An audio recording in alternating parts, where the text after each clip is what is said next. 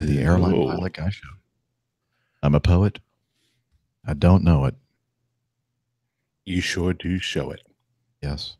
And yes, we are not late. Oh, thank you. That's you. That's Dana C.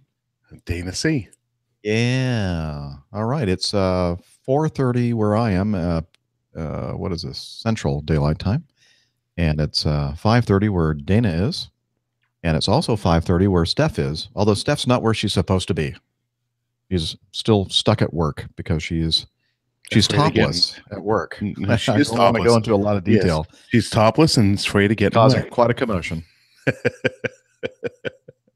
I mean, her Jeep is actually topless, not Steph, and it's stormy weather in the Charlotte area. So she is going to drive home when the storms clear, when she can, and then hopefully she'll join us at some point during today's show. And Dana and I were just talking off air, and Stephanie's response is what's that? classic. Look at her response. Like a little little little face with the Oh, it's like is that disappointment? disappointment. I think so. I think that's disappointment that we're talking about her being topless and wet, and she's trying to stay dry. And the hard top, as we say in Boston, Hard the top. hard top off her Jeep is not on the Jeep. It was supposed to be a soft top, but she didn't get the soft top on top of the Jeep, so she's afraid of a thunderstorm coming by and soaking her. I don't blame her. I'd be in the same garage that she is in right now. So I like my Doctor, version better. what? I like my version of the story much Well, better than I'm yours. trying to keep it. It's a family show, folks, family show. Okay. So Let me see if I can play this and it'll work. Load up the sound thing on this thing. Here we go. Family show, ladies and gentlemen. Family show. perfect. Okay. Absolutely perfect. Thank you, Nev, for noticing my red muff. It was a little rough last night. Let's just put it that way. It's a lot better than the black muff. Just saying. Yeah, come on. Yeah, I I forgot to take the one that I normally use with me on my trip, and the only thing I could dig out of my bag of tricks was this cute little red windscreen that is really not made for this size of a microphone. And notice my big black muff right here. See, it's covering my microphone perfect. Yeah. Well, things don't always cover me because it's so large. Wow. I could go so many places, but I'm not going to. I'm actually going to be behaving this afternoon, even though Dr. Steph is not with us and HR is not present, even though she's in the chat room. We will behave because I could go very many different places with that comment. You could. Enough. But Dr. Steph says the Jeep comes with floor drains. That's true. Wranglers have built-in drains in the floor. So I'm listening. I'm listening. I know you're listening. That's okay. And Nick's not with us either because he is. It's been rough for Nick the last couple of months, and he had to take a break. He had to take a holiday. He's been working way too hard. Yeah. We doing almost as hard as Dana. Very close. Very close. I mean, almost as hard. I'm going to go back to work and they can look at my ID and they're going to say, "Who are you?" Yeah. I'm going to say to him, "Oh, I'm Dana. Nice to meet you." They say, No. You're way too dark to be this guy in this photograph. Because I've been working on my tan. See how dark I am. Yeah. See. Oh, nice. Okay. Let's. He's on the lake. Do you have your recorder it's set already up? Recording. Oh, okay. Let me push record on mine, and then let's do our 3, 2, 1 clap. Okay. Hold on. Here it is. Oh, see, oh, wait. What do we have here? I don't know. I have stuff falling. I guess quite literally I had a screw loose. Oh boy. See. Yeah. The clackers are courtesy of our good friend Neville Bounds. Thank you, Nev. Yes. Of course, I didn't bring mine with me on my trip. I don't blame you. Okay. Ready? 3, 2, 1, clap. All right. That was about perfect timing. Very good. Very good. Okay. Let's see here. We're just going to start, and we're going to do a show, just the two of us, until if and when Steph joins us. And it's chances are might be a shorter show than normal, which would be a treat for you all and for us as well. So we'll see how it goes. Because Dana never has anything to say. I have a feeling he'll have something to say today. Okay. All right. The good news, I Evernote. have no drinks. Like, I don't even have water up here. Well, then you'll be coherent then. I'm completely coherent. Okay. And got that. And then we're going to look at this sound playing app. A little soft. That's what she said. Wow. Well, we do have some WD-40 for that. Oh, thank you. Yeah, spray a little bit on that, would you? I will. Okay. So that sounds okay. And I think I'm ready to go. We have just double check that I'm recording over here. We are. Okay. So stand by on the set. And looks like we're starting at 36-ish.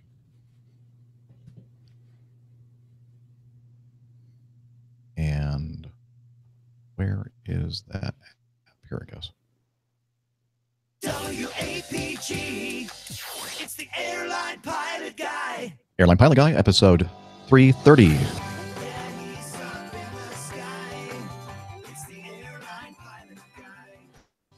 Hello, you're listening to the Airline Pilot Guy Show, the view from our side of the cockpit door.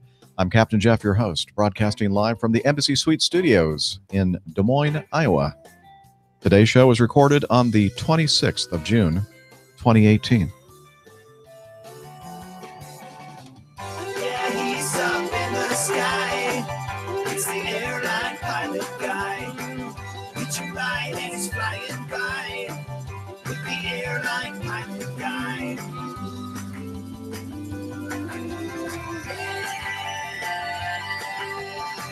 In today's episode, laser strikes, computer glitches, passengers suing, and a 747 grass strip landing. More news, your feedback, and this week's plane tale, murder on the flight deck. So get all settled in. Tray tables and seatbacks in their upright and locked positions. Electronic devices powered on. Flight 330 is ready for pushback. Hello, everyone, and welcome to the Airline Pilot Guy Show. It's an aviation podcast where we talk about aviation news and answer your super feedback. And joining me today, the suspense is killing me. Eventually. And joining me today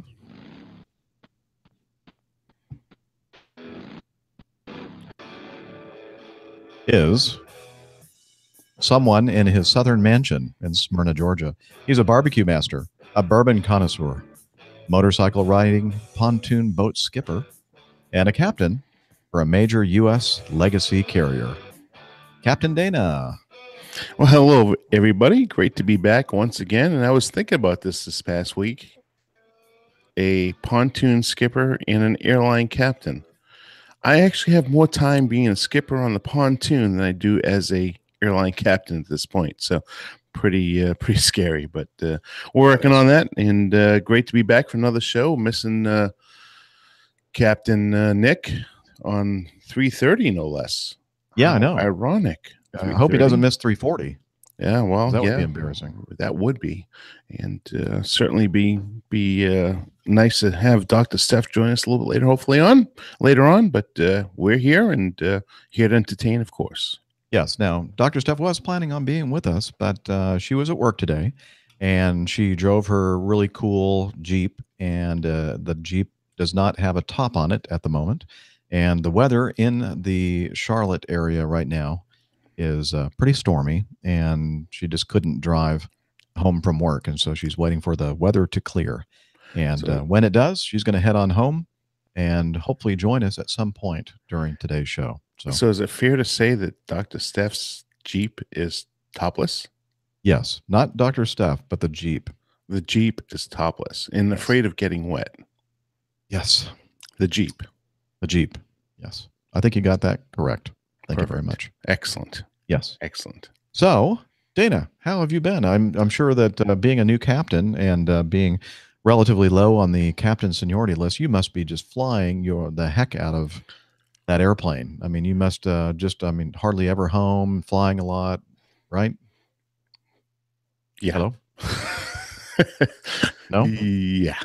I have 30.07 hours as PIC, which include all of my IOE or initial operating experience, and I haven't flown since June 4th. They have now put me on shore call effective tomorrow night at 2200 local. And that's my first opportunity to actually fly an airplane because they haven't used me at all. Now, that's not from a lack of me trying to go ahead and put in a couple of what we call yellow slips, which is a preference to fly a specific rotation and or specific trip. However, I was schooled this afternoon. I thought I was doing it properly. However, I found out that I was doing it absolutely the wrong way. It's been a long time since I've been on reserve, and the reserve way of doing things is completely different than if you're a senior captain or a senior first officer like I was, or a senior captain like Jeff is. So my quality of life is this month been, pretty good. I have no complaints. But however, I haven't seen the inside of an airplane or flown an airplane at all since completing my OE. So I'm ready to get out there. I'd like to get out there and do some flying. I've had absolutely no issue relaxing a little bit. It's been nice after completing my training, which I know Captain Jeff has put out my crew logs, and so the background and everything I went through. So it's been kind of a relief. Although they haven't been using me, I thought for sure today I would not be available because there were a lot of trips in the open time window.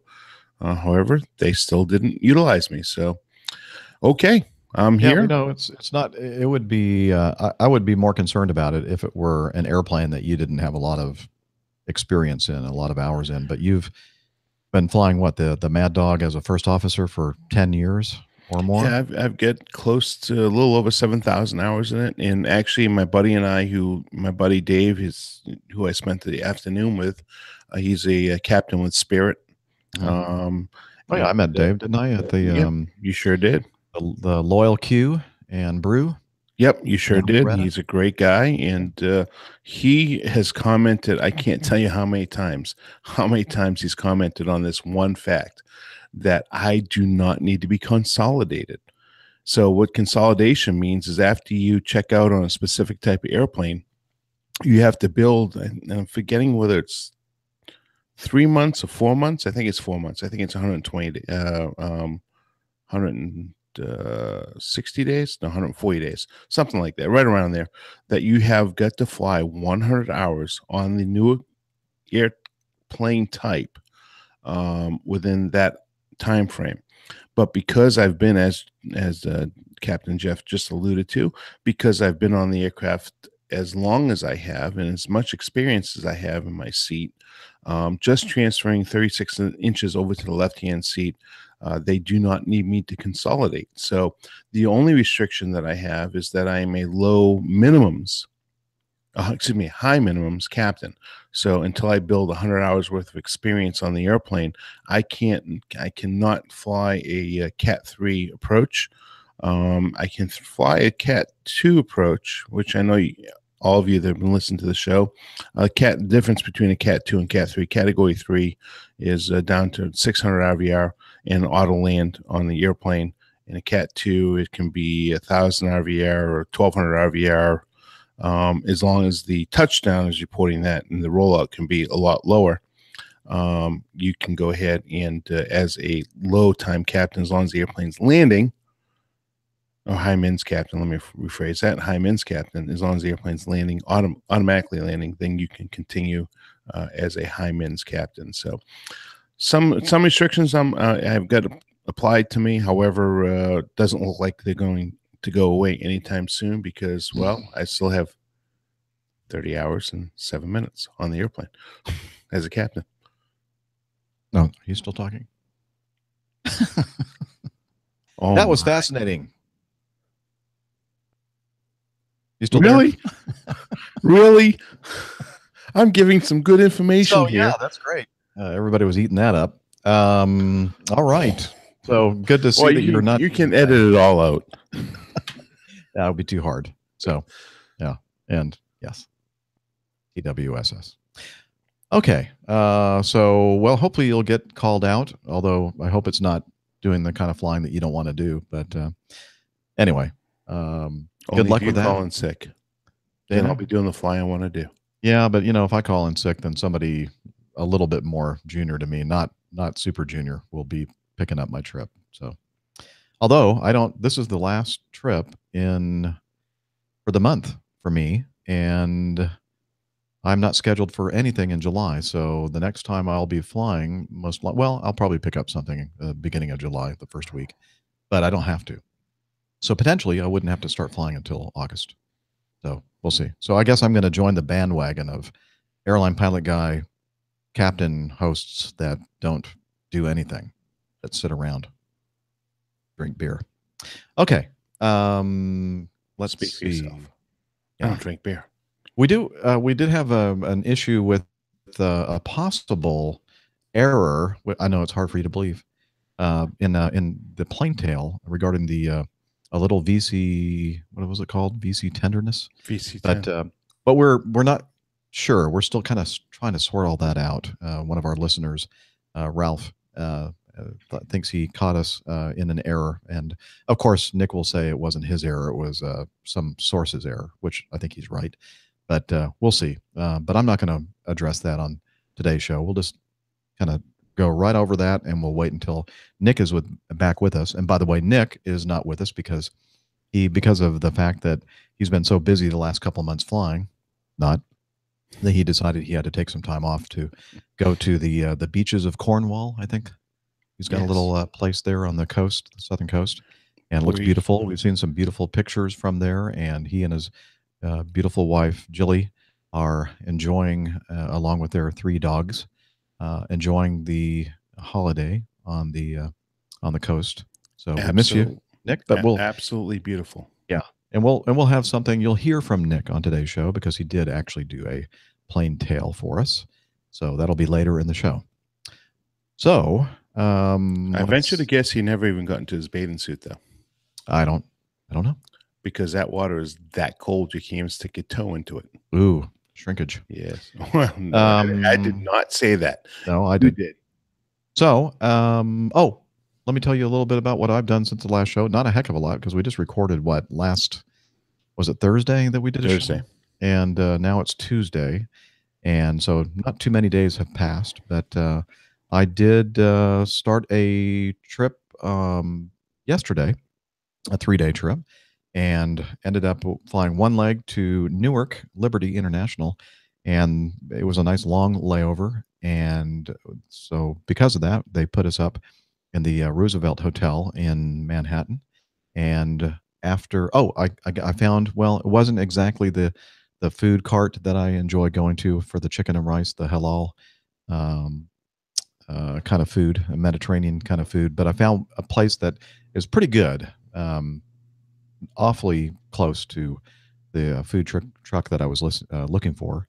And so I had a nice chicken and rice meal, and then I took a nap. And then after that, met up with Tanya and Philip at the Shakespeare Pub in the William Hotel, just about 5 or 6 blocks south of the Roosevelt. And we had a couple of drinks there, and then it started getting really, really noisy. And we decided to move from there to somewhere else to maybe grab a bite to eat. We ended up going to a place called Mad Dog and the Beans. She said, we got to go to this place because it's called Mad Dog. So that's what we did. It's a little Mexican restaurant. a couple of blocks away, and they had some live music in the front. And we said, "Would you please seat us at the very, very back, please, so that we can find a somewhat quiet place so we can have a conversation?" And so that's what we did. And at first, it was great, and then of course the restaurant started to fill up, and then it got to the point where we were all yelling at each other again, not in a mean way, but just so we could hear each other.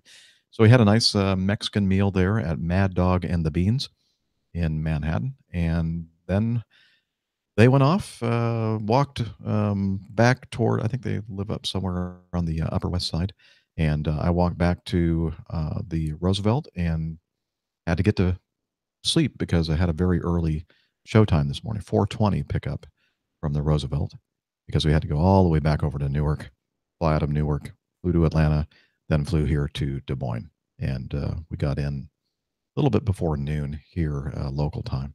So now you're caught up. That's what I've been doing. And the race, got a chance to watch the race this weekend, the Formula One race in France, the French Grand Prix, and enjoyed that. And that's pretty much it. Sounds fun. So You didn't catch any of the World Cup?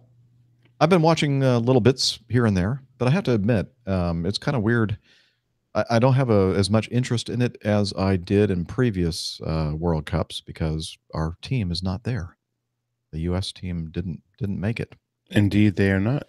Yeah, but I've been catching little bits here and there, but haven't watched a heck of a lot of it.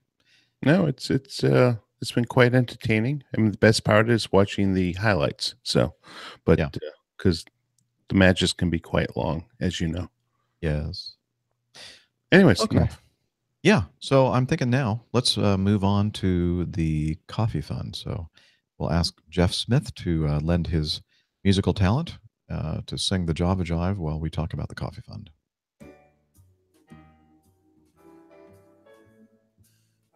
Johnny, how much more coffee? No thanks. I love coffee. I love tea. I love the APG community.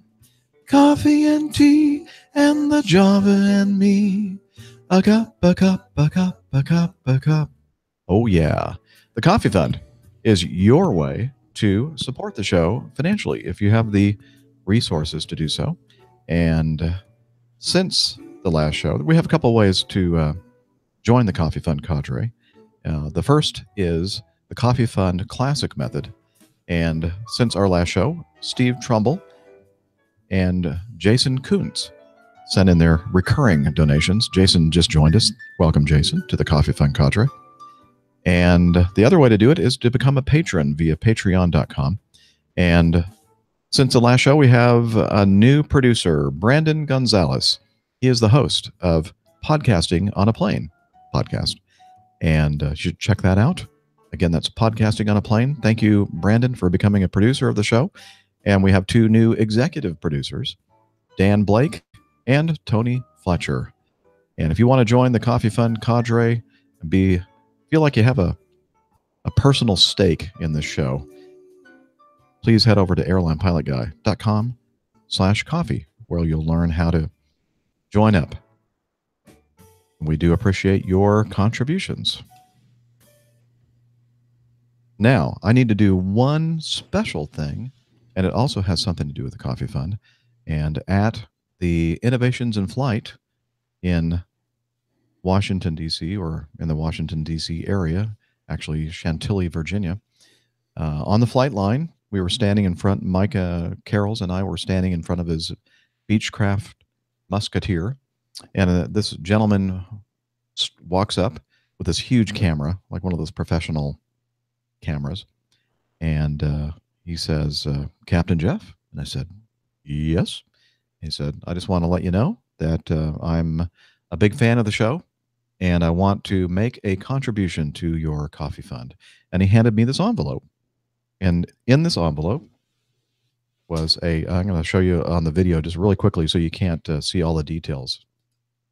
The check for $100. Wow. Thank you. Thank you. Dan Blake. And he also gave me this letter. See the letter? And I'm going to read it. Hi, APG crew. I'm new to the community and would like to remind you how important this show is. I'm not sure that show or podcast is the proper nomenclature to hang on what you do. In the short term, or the short, in the short term, If you could speak. yeah. In the short time I've been listening, I think the show is a resource. You all have infected me with APG syndrome. Sorry about that. And brought me back to aviation after 25 years. I'm going to get current and start teaching, like CFI kind of thing. Maybe I can help with this pilot shortage. I'm way too old for Acme Air, and I like where I live. So I figure I can help some other people get started. Several shows ago, Captain Nick was talking about weight imbalance and why he could not fly his big Airbus being 1 kilogram over gross. 150 years ago, I think he's exaggerating a little bit, he's not quite that old, when I was training to be a Part 137 agricultural pilot, I was training in a Cessna 180 with a belly mounted spray unit. One day, after filling the spray unit with 110 gallons, my instructor decides to test me with a downwind takeoff. It's after lunch, it's hot, the runway is 2,000 feet, it's grass, the fuel tanks are full, the wind is 10 to 12 knots on the tail, the two bodies on board are wide bodies. No sweat. Long story short, we survived. After, finally, getting the 180 to climb out of ground effect, my loving, he puts in quotes, loving instructor ran his hand down my sweat-soaked back and said, "Yeah, buddy, no sweat." I got to listen to him laugh while I was sweating this takeoff. The next week, the 180 was in the shop for its annual. I got a call from my instructor, and he told me that the compression, or what the compression on the engine was. The front 4 cylinders were over 70 pounds. The back 2 were, well, one was 5 pounds and the other was 0. Now we know why you were sweating on that downwind takeoff. You might want to check weight and balance on that airplane. More laughing as he hangs up the phone. Gotta love instructors like that, don't you? Absolutely love them. Here's how the weight worked out. Aircraft empty weight, 1,591 pounds. Engine oil, 22 pounds. Fuel, 360 pounds. Crew times 2, 450 pounds. Spray unit and booms, 110 pounds. Chemical and spray unit, 891 pounds. And the total gross weight, all that adds up to 3,424 pounds. The allowed gross weight, 2,500 pounds. Wow. So the amount over gross was 924 pounds. And he says, yippee-ki-yay. And he got off the ground with it? Yeah. Wow. Downwind. It's amazing. Normally we take off with the wind in our face, hopefully, and they were taking off with a tailwind, which you're really not supposed to do. Anyway, we had a long runway. Only 2,000 feet of grass.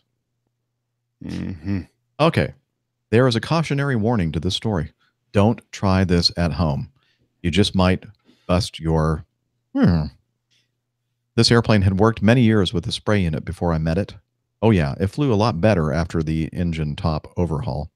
My instructor was a hard who only worked with me after he saw how bad I wanted to fly. He was trained by his father, who was trained by his father, who started flying before they had any newfangled airspeed indicators and such. So I got some of the best training in the world. If you're considering flying as an ag pilot, an agricultural pilot, finding a great instructor is going to be tough. You need a great instructor to fly ag and stay alive. Go to the operators you would like to work for. Get them to recommend an instructor. Then check with their insurance company. Training and insurance are what you need to get into agricultural flying. This is hot, hard, dirty flying, but I loved it. You're going to sweat. Captain Jeff was saying 4-leg days were a full day. Try starting before sunup and working until way after sunset every day for a month-long bug run. My most landings in a day? 72. That's what I'm talking about. Oh. Y'all have fun, fly safe, and don't get too crazy with overloading your airplane. Blake out. So thank you, Dan. 72 landings in one day. That's a lot of work. That is, I thought when I was flying parachute jumpers, I did a lot of landings. When I do 12, 13, 14 landings a day. Yeah. 72. Oh, Puts us to shame, doesn't it? oh my. So, Those- Dan, it was great meeting you at the Innovations in Flight Family Day at Dulles International. And thank you so much for your personal letter, taking the time to type it all out and everything. And then also thank you for your very generous contribution to the Coffee Fund. And welcome aboard the Coffee Fund cadre. Hey, please contact me via email if you have an email address so that I can give you some more information about what benefits you have as a member of the Coffee Fund cadre. All right. That shall do it for the Coffee Fund for today.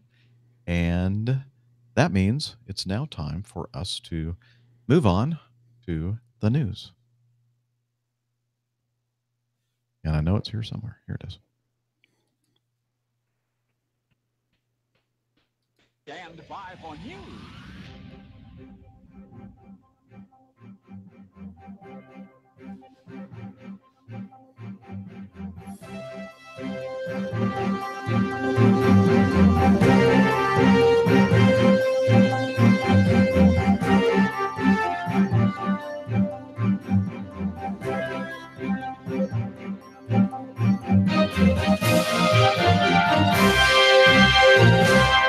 All right. The first item in our news folder for this week's show is police were able to trace where the laser was coming from and arrested Darren Kenyon, 48, at his home. He's a dad of 6 who's shown a laser pen at a police helicopter flying over Manchester city center, and that could have caused a catastrophe, a judge said.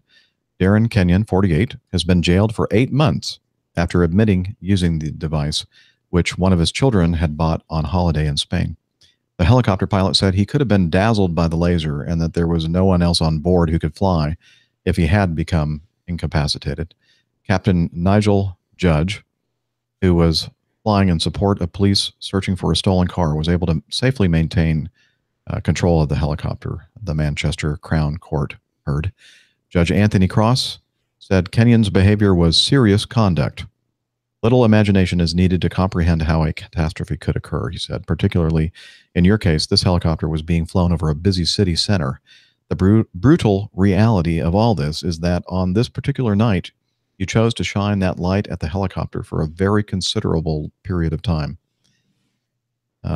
Anyway, so the story goes on that, as we heard, that he received a prison sentence, and not sure if he actually did it say he served it already or has been given the sentence to be jailed for 8 months. I'm not sure. I'll have to read it a little bit more closely, but we'll put the link to the story in the show notes so you can read it yourself.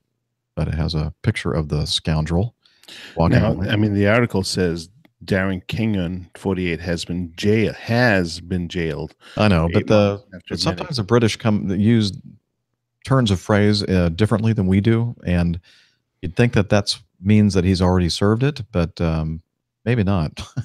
So let's see. Ms. Smith appealed for any prison sentence to be suspended so Kenyon could care for his family. I don't know. Yeah, well, it's just a play on words. What we understand and what's written may be different. Yeah, but either he has served 8 months or he's going to serve 8 months. So that's good. The moral of the story is don't do it, and if you do, you could actually seriously pay some serious consequences. So, I mean, my question would be how did he coordinate and figure out exactly where this pen light was coming from the helicopter? They're pretty good at it. We've seen some videos of them, kind of with infrared and stuff like that, finding people on the ground that are shining stuff at them. They coordinate with the people on the ground and zero in on them. And they don't always catch them, of course, but occasionally they do. Interesting. You just said infrared. That would make a lot of sense because you can pick out a lot of things with the infrared where we as normal aviators would not be able to. So, okay. Nope. Makes sense. I believe that's the deal with it. Okay. Second item in our news folder is if you're living around the Charlotte area, or if you're trying to fly on a regional affiliate of American Airlines, you'll know about this story. A computer glitch that grounded 2,500 American Airlines flights. And again, it wasn't actually American Airlines flights. It was their affiliate PSA in Charlotte, I believe. Left passengers stranded for days at a major U.S. airport has now been stabilized, but it could still take days to sort out the mess, according to the airline. Between 200 and 1,000 passengers have been sleeping at the Charlotte Douglas International Airport in Charlotte, North Carolina, since flights were forced to be canceled starting last Thursday after American's regional carrier, PSA Airlines, suffered 2 computer glitches. It was canceled 4 times, an angry passenger told ABC News. Every time they book us, wait about a half an hour and it's canceled. A little frustrated, I think. Yeah, I would imagine so. And the fact that they always highlight the major carrier, I understand the culpability, but the reality is that they don't have complete total control over the operations of contracted carrier like PSA. No, but they do actually feel the impact of it in a big They way sure do. because all those flights connect to usually mainline. Not all of them, but many of them do. And that just probably threw a huge wrench in the system for American. And you'll remember, if you've been listening to the show or following any of the news on aviation, that in the past couple of years, United has suffered some big glitches, computer glitches in their res systems and ops systems. Southwest has a few times, and has Acme Airlines has also suffered from these issues as well. And Americans seem to have been avoiding it, but looks like it finally caught up with them. And so I think by now, everything is all fixed and things are back on the track. Let's hope, anyway. Next item. C. DOT's Inspector General will audit FAA's oversight of Southwest Airlines. Okay. The U.S. Transportation Department, DOT, Office of the Inspector General, said on June 20th that it will review FAA's safety oversight of Southwest Airlines, citing recent events, including an in-flight engine failure in April that caused the death of a passenger. In an audit announcement, the IG said it will focus specifically on FAA oversight of Southwest systems for managing risk. In 2015, FAA released a final rule that requires Part 121 commercial carriers to implement organization-wide safety management systems, also known as SMS, by this year. An SMS provides a set of processes for examining data from everyday operations to isolate trends that may be precursors to incidents or accidents. The IG cited the April 17th in-flight engine failure of a Southwest Boeing 737-700 as among, quote, recent events that have caused concerns over FAA's safety oversight of the Dallas-based carrier in particular. The pilots made an emergency landing at Philadelphia International Airport after the 737's left engine failed, blowing out a window, causing the cabin to depressurize. One of the 144 passengers on board was killed, and 8 passengers suffered minor injuries. This was the first fatality involving a U.S.-registered passenger airline since the 2009 crash of a Colgan Air Bombardier Q400 turboprop near Buffalo, New York. Anyway, so looks like the FAA somebody has concerns about the FAA's oversight of safety at Southwest Airlines. So, of course, Southwest is saying, I don't know what they're talking about. Everything's fine here. Move along. Get out of our way. We're fine. We're safe. I kind of paraphrase that. That's not really the official statement from Southwest Airlines. But kind of tied to that is the next item, Dana. Passengers file a lawsuit against Southwest Airlines over the fatal engine explosion. I don't know how Southwest was supposed to keep this from exploding, but anyway, 8 passengers have sued Southwest Airlines. Let's see, on Flight 1380 on April 17, one passenger's husband filed a suit on Tuesday in the Supreme Court of the state of New York, County of New York. And it lists the names of the passengers, which I won't because I don't see the point. They claim or allege that Southwest acted negligently in its responsibilities to maintain and repair its aircraft and aircraft components. So I'm not really sure if the people that you should be suing here is the airline. I think it may be the manufacturer of the engine, unless they can prove that Southwest somehow was negligent in maintaining the engine, the CFM 56-7B engine. But I don't know. Yeah, in this case, if if the maintenance records are intact and that they've done everything per the manufacturer and everything is all the I's are dotted and T's are crossed as per the FAA's requirement to maintain the airworthiness of the engine and the aircraft, I don't think that they have legal grounds in which to be able to go after Southwest. But of course, in our society and our legal system here in the United States, you can sue anybody for anything. So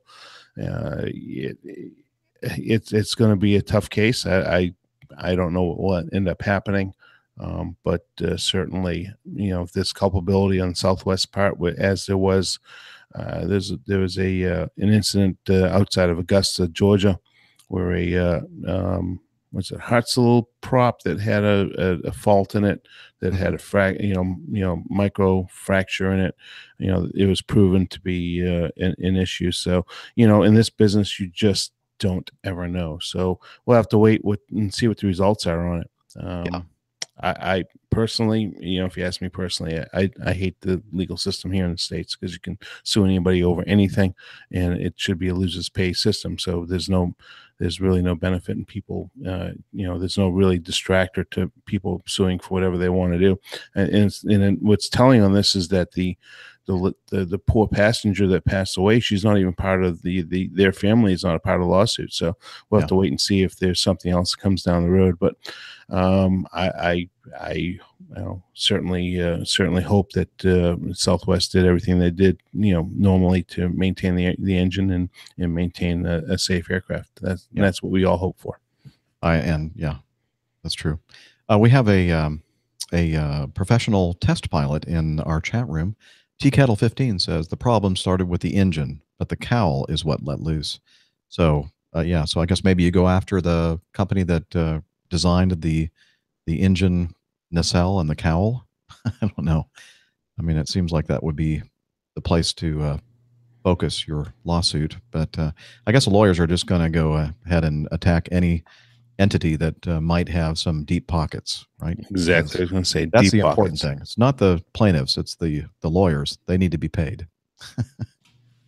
Don't get me started At least with a that. third. I have experience in the last couple of years of spending a lot of my money on attorney's fees. Okay. Let's see. Let's move on because otherwise I'm going to start crying. E. And I might go off. So okay. I'm gonna take it easy. Take it easy. We need to go. You need to take it easy. Stop crying. Stop crying. Don't do it. U.S. Air Force Boeing agreed to the KC-46A tanker delivery schedule. This from the Aerospace Daily and Defense Report.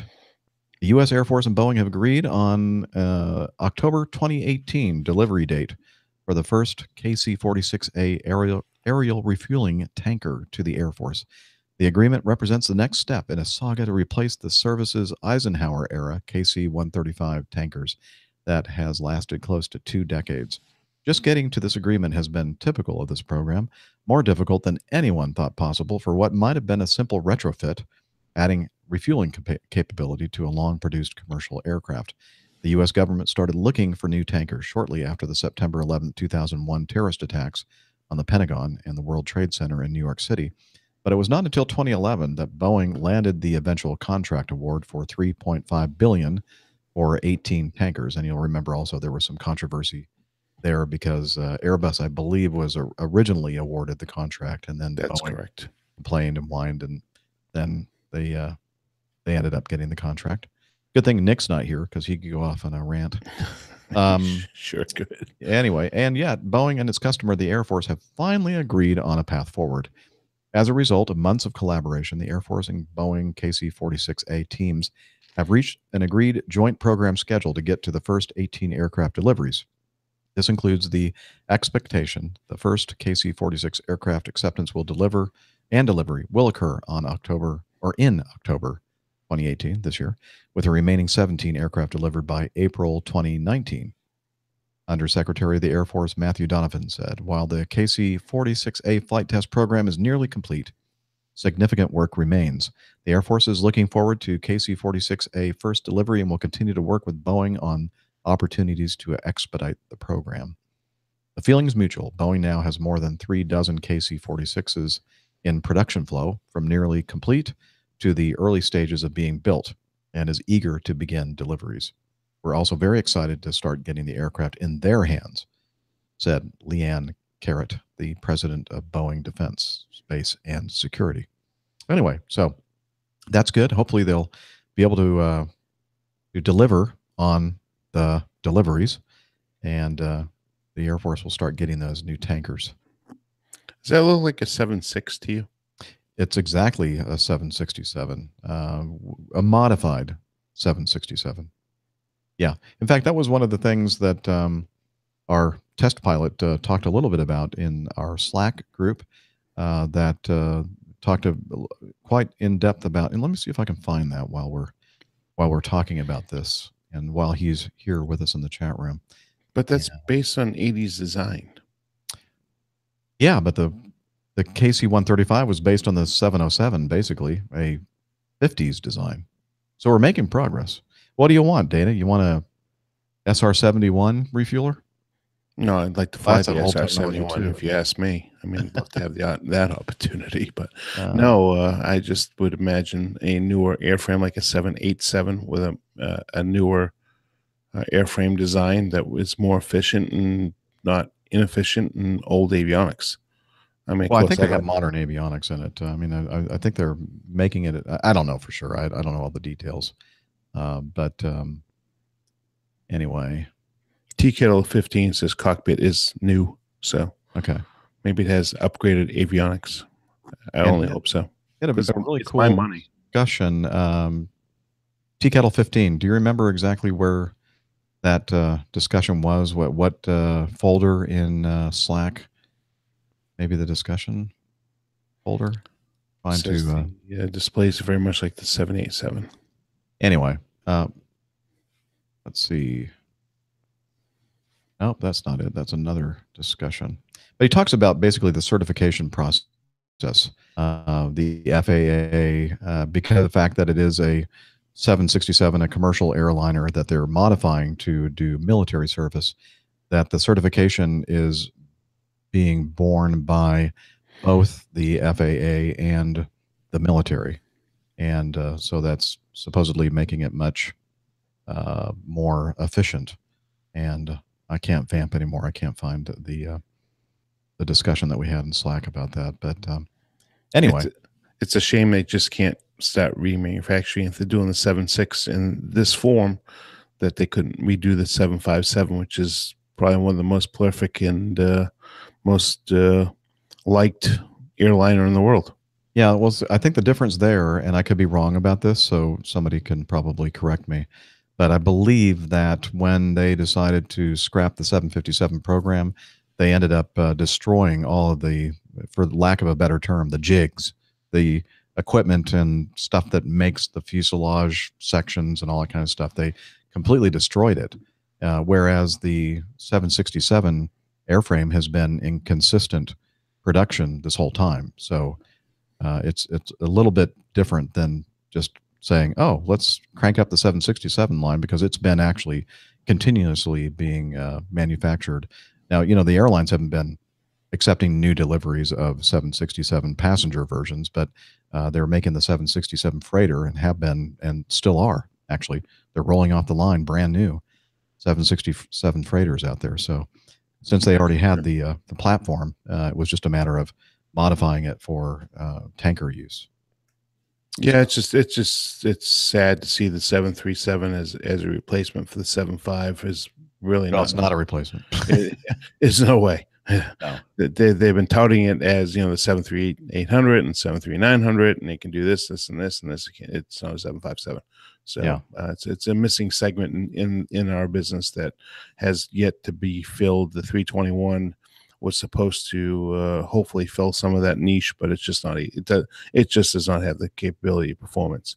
No. You basically take a 321 and make it a 319 with its performance, and then you have the performance of a 757. So, but we have the new market alternative, the 797, which I was reading somewhere.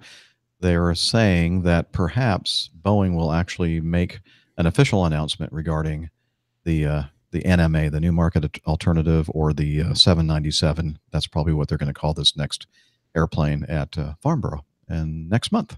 That would be fantastic to see. It would be. Yeah. We'll look forward to that. We'll see what happens. Okay, and finally in the news folder, we have an incident at Chicago O'Hare International Airport. And let's see. Maybe I'll play the audio for this first. By the way, this was sent in by Philip Davis in Torquay, England. I believe I pronounced that correctly. And so let's listen to some of this ATC, live ATC audio.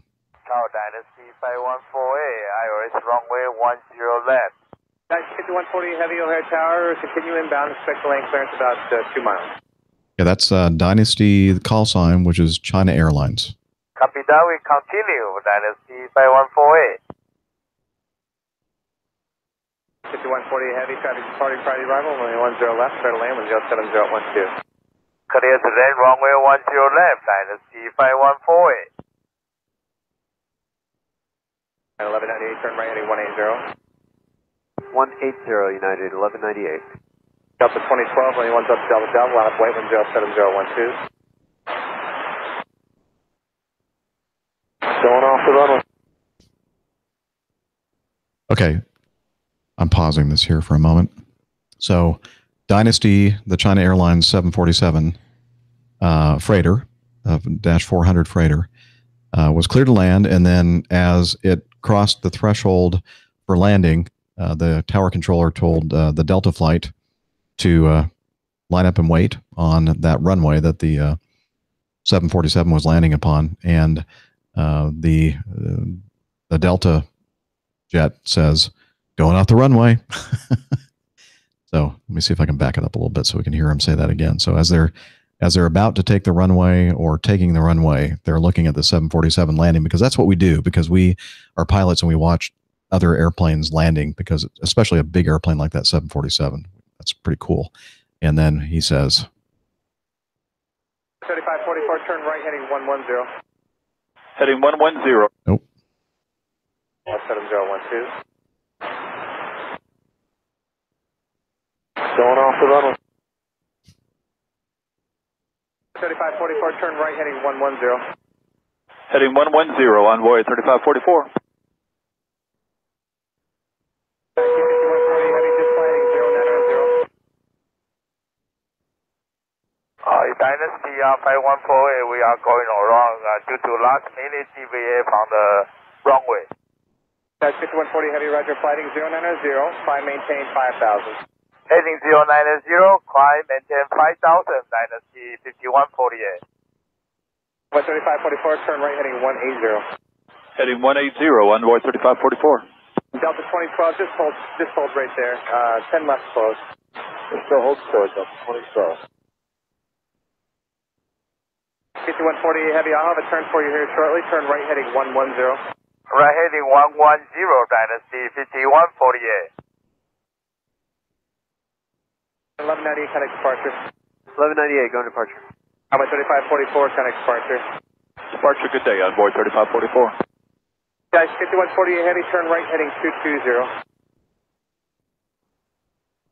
5140 Heavy, turn right heading 220. Right heading 220, 5148.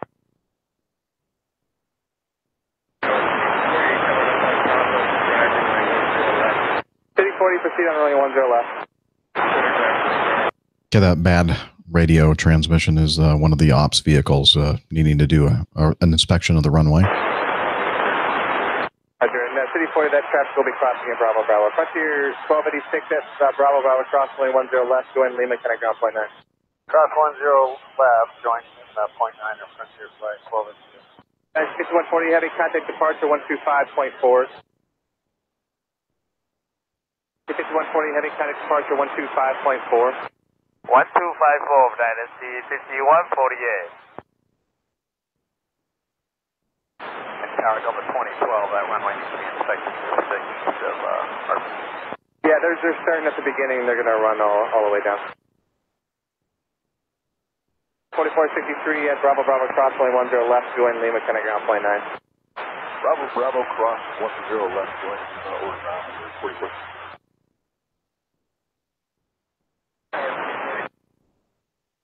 City 40 Tower. You said you're going to close it for how long? Shut down on Lima. Anyway, we'll have the entire audio file in the show notes if you want to listen to the whole thing. But let me read a little bit from the Aviation Herald. China Airlines 747-400 freighter performing flight 5148 from Anchorage to Chicago O'Hare with 4 people on board was on an ILS approach to runway 10 left when the crew advised they were going around having had a last-minute deviation on the runway. The crew of another aircraft on the ground advised the aircraft had gone off the runway. A third crew advised Tower the runway needed to be inspected. A runway inspection found debris on the runway. The windsock to the left, the north side of the runway between taxiway Double Delta and N1 was found damaged. The runway was closed for about 50 minutes. In the meantime, let's see, the incident airplane positioned for another approach and landed safely on runway 9 right about 25 minutes after the go-around. The FAA reported the flight touched down in the grass, went around, and returned to land. None of the 4 occupants was injured, and the aircraft sustained minor damage. And according to this article, which was a few days ago, the Currents aircraft is still on the ground in Chicago after 27 hours after landing. So the weather, the METARs for that time frame show the weather was, the visibility was 3 statute miles, light rain and mist, 500 overcast, and also 2.5 miles and rain, not light rain, and 600 overcast. So, it wasn't great weather, but it wasn't super bad. I mean, 500, 600 foot ceiling should still be plenty of time to position yourself correctly on the landing runway. And the winds weren't terribly strong. There were 070 at 11 to 060 at 12. So a little bit of an offset, a tiny bit of crosswind, but not like a huge gusting crosswind that would have blown that 747 off to the one side. So interesting incident. Yeah, I don't get it. I don't get it. I mean, it's obviously not a terrible weather day. It's not a whole lot of wind, and we're not talking. Well, okay, I was going to say we're not talking about rookies. I don't know if they were doing OE or whether it was the first time in the airplane. Yeah. But there's all types of scenarios that could have certainly pushed the aircraft off, and that big of an aircraft doesn't take that much to slide it off one side. Trying to remember, is that 150 foot wide runway? I think it's 150 foot wide. I think that one's 150, and I think the one to the right of it, the 10 is 200 feet wide. So yeah, this one's 150, I believe. So you're not. There's obviously plenty of room for the wheelbase on a 150 foot runway. Don't know why or how or. I mean, it's amazing to me. The professional aviators ended up off the side of the runway and landing. Touching down. I shouldn't say land. That's a improper term. Yeah. Touching down in the grass. So I don't know. Monday morning quarterbacking here. Yes. Yeah. So hopefully we'll get an update on perhaps what was going on with the airplane and crew coordination and all that kind of stuff. But we'll see. I'm sure that the NTSB. Well, I'm not sure. I'm wondering if the NTSB will be called out to investigate this one. But I suspect it will be. So hopefully we'll hear updates about this in the future. Well, any damage to the aircraft over, was it $25,000? Is that the number? I'm not sure what the number is, but they said minor damage, so I'm not sure if it's going to meet the threshold for the an investigation. But we'll find out, I guess. I hope so. Yeah. Okay, now it's time for the best part of the show, which is your feedback.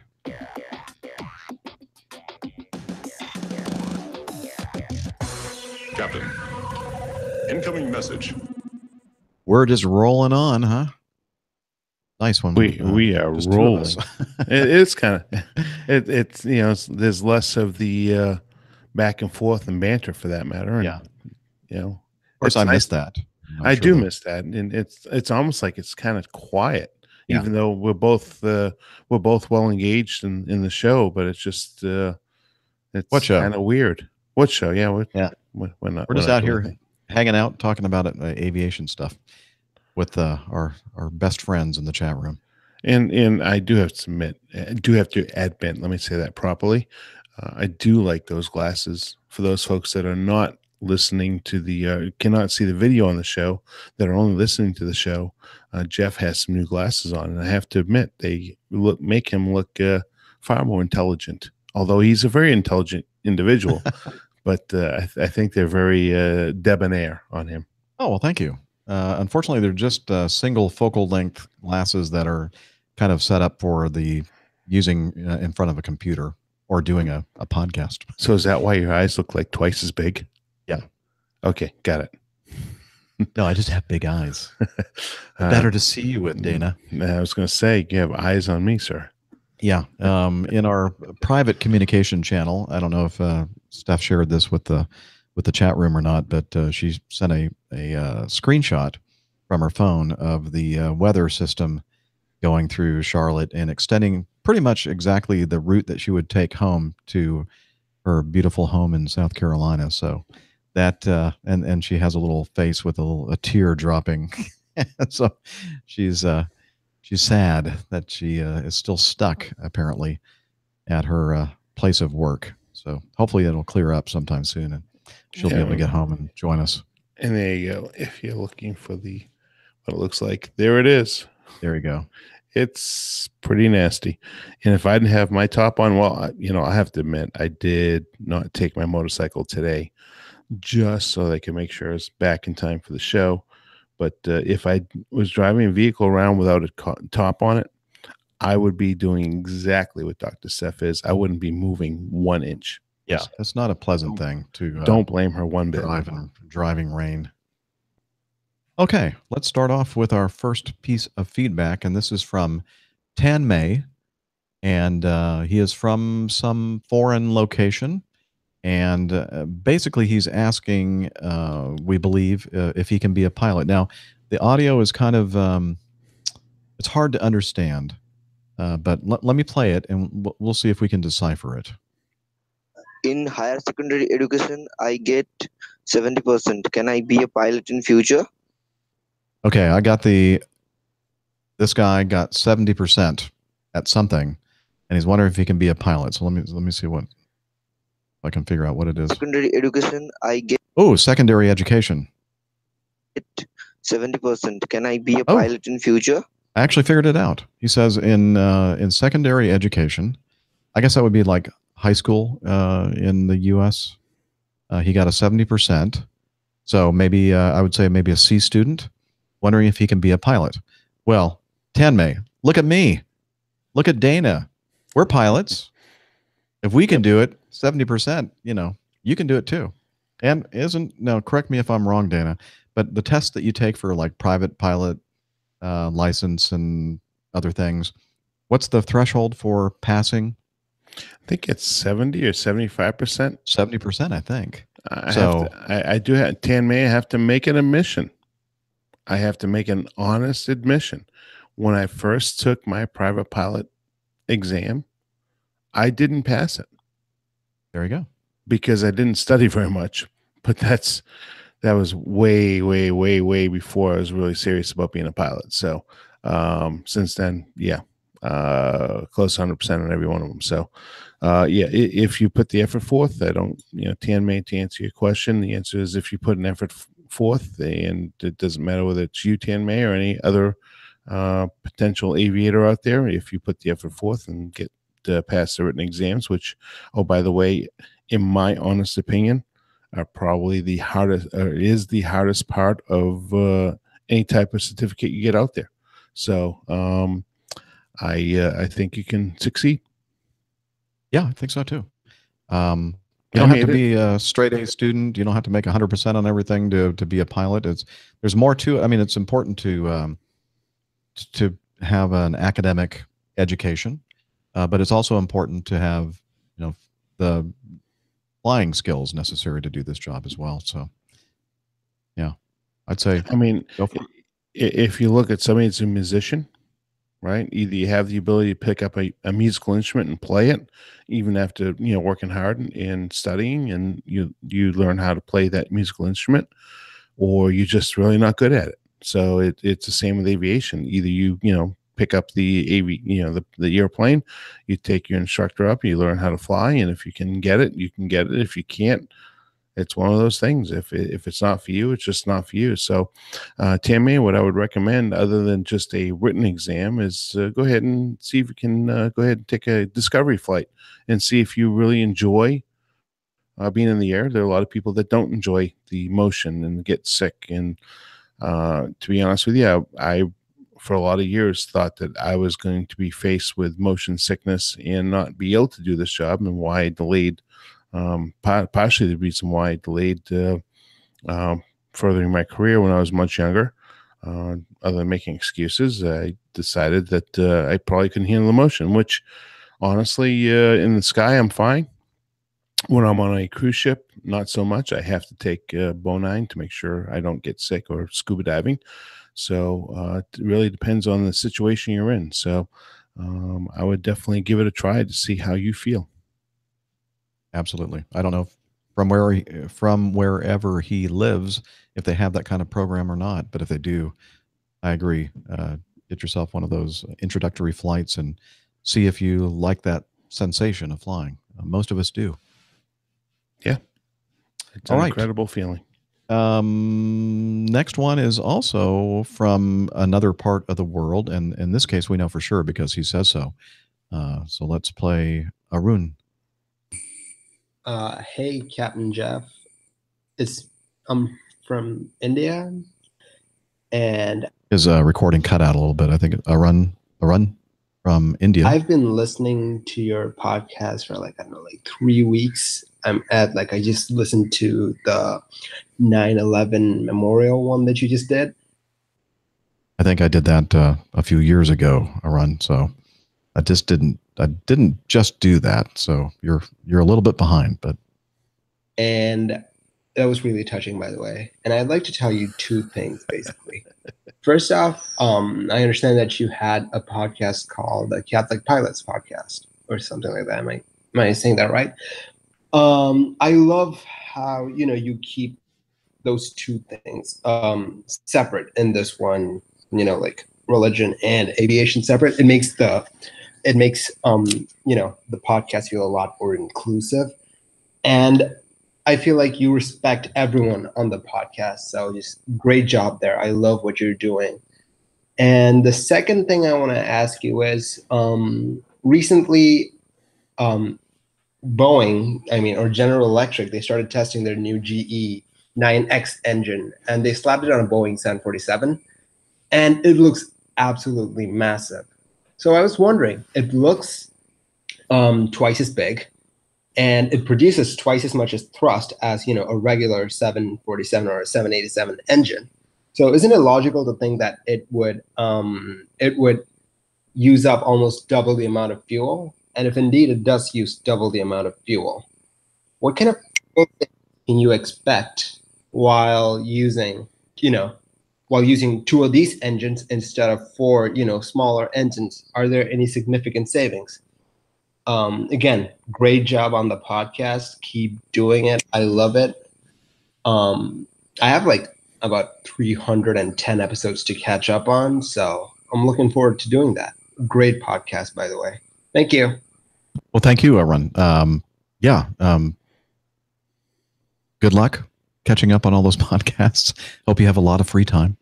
And not sure when I did that 9/11 podcast, but it was not last year, and I don't believe it was a year before. It was probably 2 or 3 years ago. But anyway, doesn't matter. It's evergreen, I'd say, because that event occurred in 2001.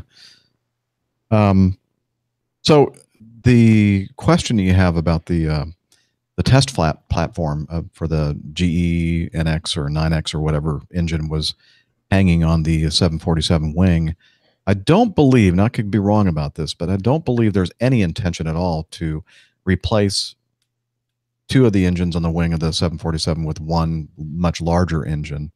I think they're just using that aircraft as a test bed for other airplanes. That engine is not really meant to be powering the 747. But let's go with your conjecture that the possibility of using that one bigger engine to replace two smaller engines and you said, it produces twice as much thrust, which I'm assuming you're correct with that. I would imagine that the fuel flow, fuel consumption for the bigger engine, than the newer generation engine, would be less less than the combined total of the two engines. So there would be some advantage, I think, with the larger, more modern technology engine over the older technology, smaller thrust engines. So I don't think you could just say because it produces twice as much thrust, it's going to use twice as much fuel. So that's what I would say about that. And what was the other thing that he was asking about regarding that? Was that it? That's pretty much it. And Okay. the use on the 747. The reason why, in my opinion, that they would do it on a 747 is only because of the fact that it has the two engines on each side.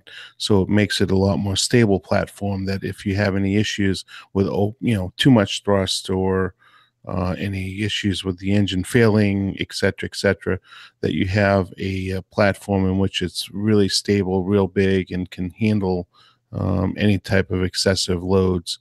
And it's specifically designed that way. That's why the engineers would go ahead and put it on that airplane, versus like doing it on a 777, because now you only have one engine out there.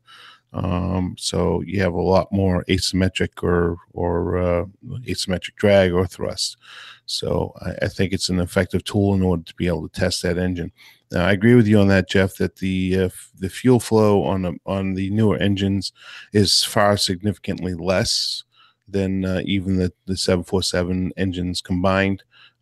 Just look at our aircraft alone. I mean, you've got just compared to the 90 versus the 88. I mean, it's not that big of a leap, but it's a significant enough leap that there really is a big difference in the fuel consumption. So, one has to look at 78 Chevy Cadillac compared to a 2015 Dodge Durango like what I have. I mean, I'm burning far less fuel. You might get 7, 8, 9 miles per gallon on a 78 or an 80 Caddy versus my almost 20 miles a gallon on a car that's almost the same weight, if not a little bit more weight. So they've come long and far from what they had in old technology versus new technology. So it does not surprise me that they have the aircraft, the GE, the next generation engine on the 747 and doing flight tests with it. So it's probably standard practice. I was reading, it may have been an aviation forum or some kind of an article. There was some kind of discussion regarding, what it would take to re-engine the 747 to go from a 4-engine to a 2-engine configuration.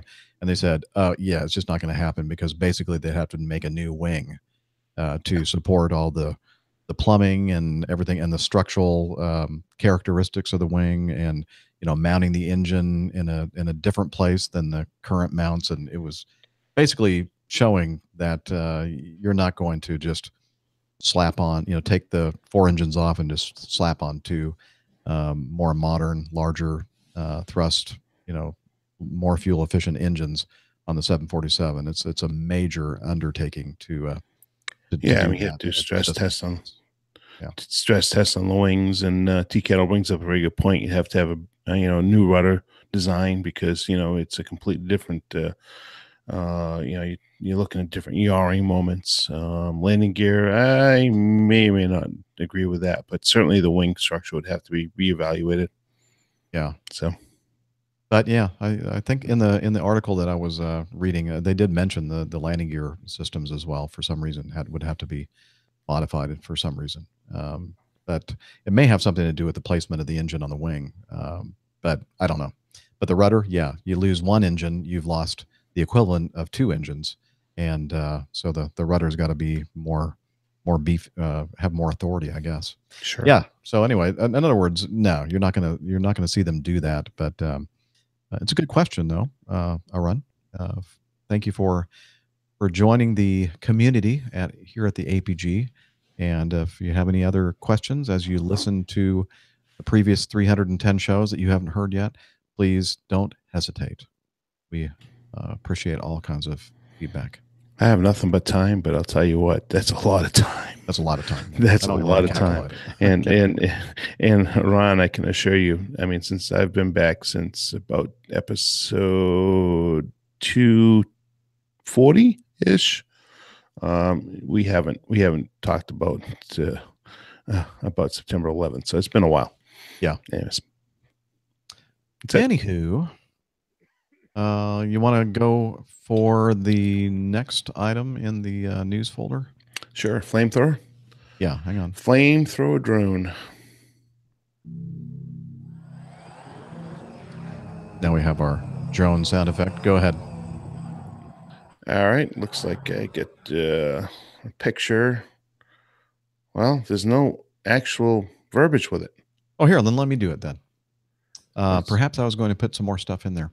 The feedback is from Chris, and he says, with the recent debates on drones, here's a link to a video of a drone that gets used to clear debris from power lines. And this is from Chris Cheatwood, I believe. And then he has a link to reddit.com discussion about this drone that actually has a flamethrower mounted on it. And the video included in this, which we'll have in the show notes, you can click on, and then you can watch this video. And it's pretty cool. This looks like a 6-rotor drone up above some high-tension power lines. And I'm not sure exactly what it is that's caught, what kind of debris this is. It almost looks like a parachute or a balloon or something, like a hot air balloon canopy, or I don't know. But the drone is above it and using the flamethrower to burn the debris off of the high tension power lines. And when I was watching it, I'm thinking, wouldn't that flamethrower actually burn through those lines? And then you have much more of a problem. But apparently, and then somebody in the discussion says, yeah, now what you don't see, it's out of the picture, out of the frame, is the other drone that's there to put out the fires from the flamethrower drone, because this piece of debris that's hanging from the high tension wire that's getting torched by the flamethrower drone falls, and there's all kinds of dry grass and stuff on the ground. I'm thinking, yeah, now you're going to have forest fire or some kind of wildfire because of that. But anyway, pretty interesting. So that's what I'm going to say. I wouldn't be worried about burning metal wires as much as I'd be worried about burning the dry grass underneath it. So yeah, it's well addressed. So I had meant to let me see if I can click on something to get it to play. Okay, it's playing for me, but I don't hear any sound. So why do I not hear any sound? I have the. There it is. I hear the sound now. Pretty good, Dana. You are a blowhard. Oh, well. Yes. Oh, yeah. Well. So you're going to have, you know what, dear listener, you're going to just have to, wait, maybe I got it in this one. Oh, where's the volume thing? It's the same place that my verbiage was as well. Not there. Oh, well, what's really cool, the video I watched had the flamethrower sound, I think, coming off of it. Maybe I was just dreaming. Anyway, whatever. Check it out in the show notes. There it is. I hear it again. It's like a Coleman lantern or a cook stove or something. But anyway. Moving on. John. Military drone losses. Military. Oh, we had to play the drone thing again, I guess, huh?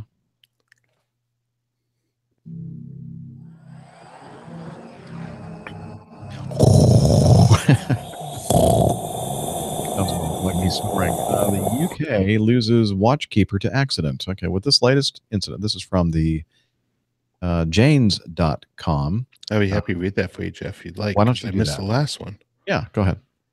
All right. I'm scrolling back here a little bit. John, military drone losses. In episode 320, you talk about unmanned drones and the military losing them. Last week, I was walking the coastal path in Wales when I saw a drone mentioned in the article attached. The drone was flying within the Cardigan Bay military firing range. So let's see what it says here. It says, within the latest incident, the UK has now lost 5 or of its 54 Watchkeeper UAVs to accident source Thales.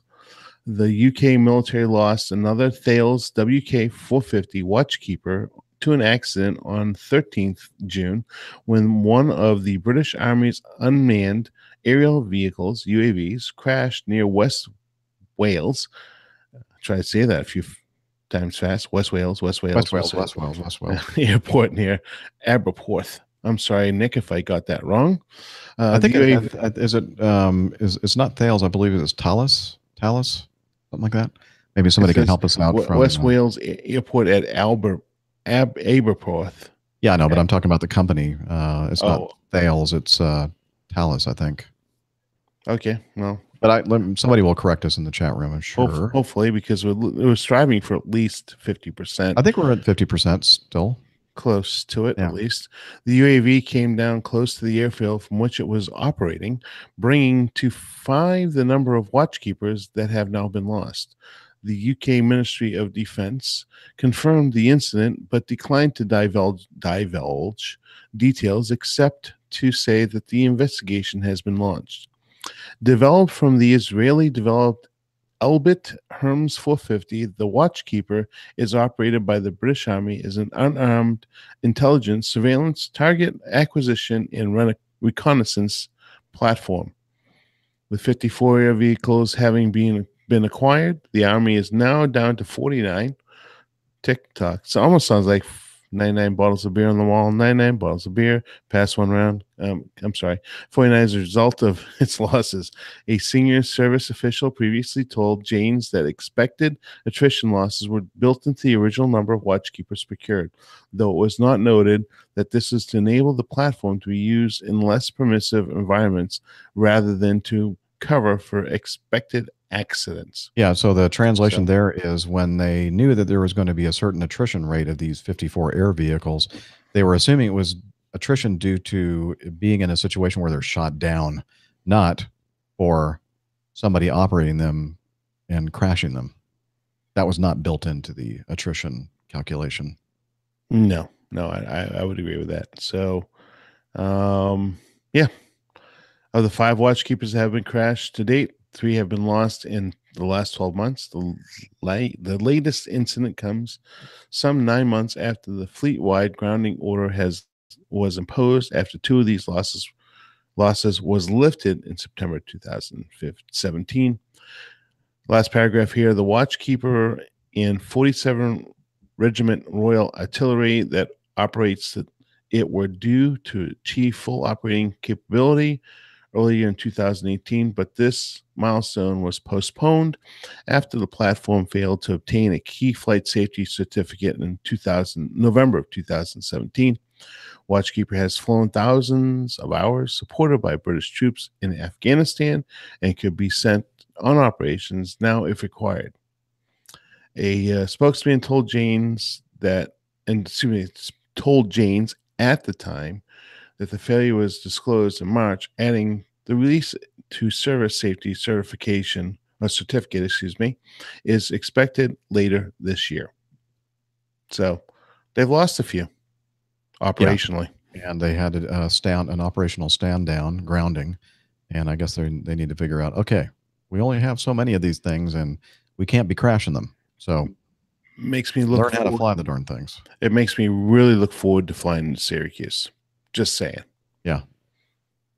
Okay, number 5, Miles. Miles writes, when thinking about pilotless aviation, consider trains. Here it is ideal as now possible. Every inch of track and train is monitored and controlled by a central office. Why then an engineer even on a freight train carrying no passengers? Besides union rules, an engineer is there. An experienced human thinks non-digitally. This is augmented by the experience. That is, what's not in the manual, for example, Murphy's Law is always cocked and ready to spring. All this can be appreciated in the 2010 movie Unstoppable.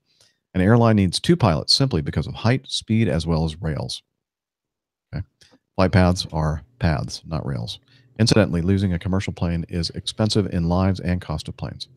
Okay, Miles, thank you for that. And yes, we share your opinion that if everything goes as planned with a completely automated or autonomous vehicle, then you're good to go. But as we all know, things happen that engineers could not foresee, and they can't program something for every single combination of issues that might present themselves. And that's why it is imperative, especially when you're flying around passengers, but I'd say flying around any kind of a air vehicle that might be a threat or a risk to human life, you have to have the human brain on board to analyze the situation and think outside of the box, as they say, because we can count several incidents that have occurred in the past couple of decades that if the human was not on board, they would have been complete and tragic losses. So comes down to complete and total ability for deductive reasoning.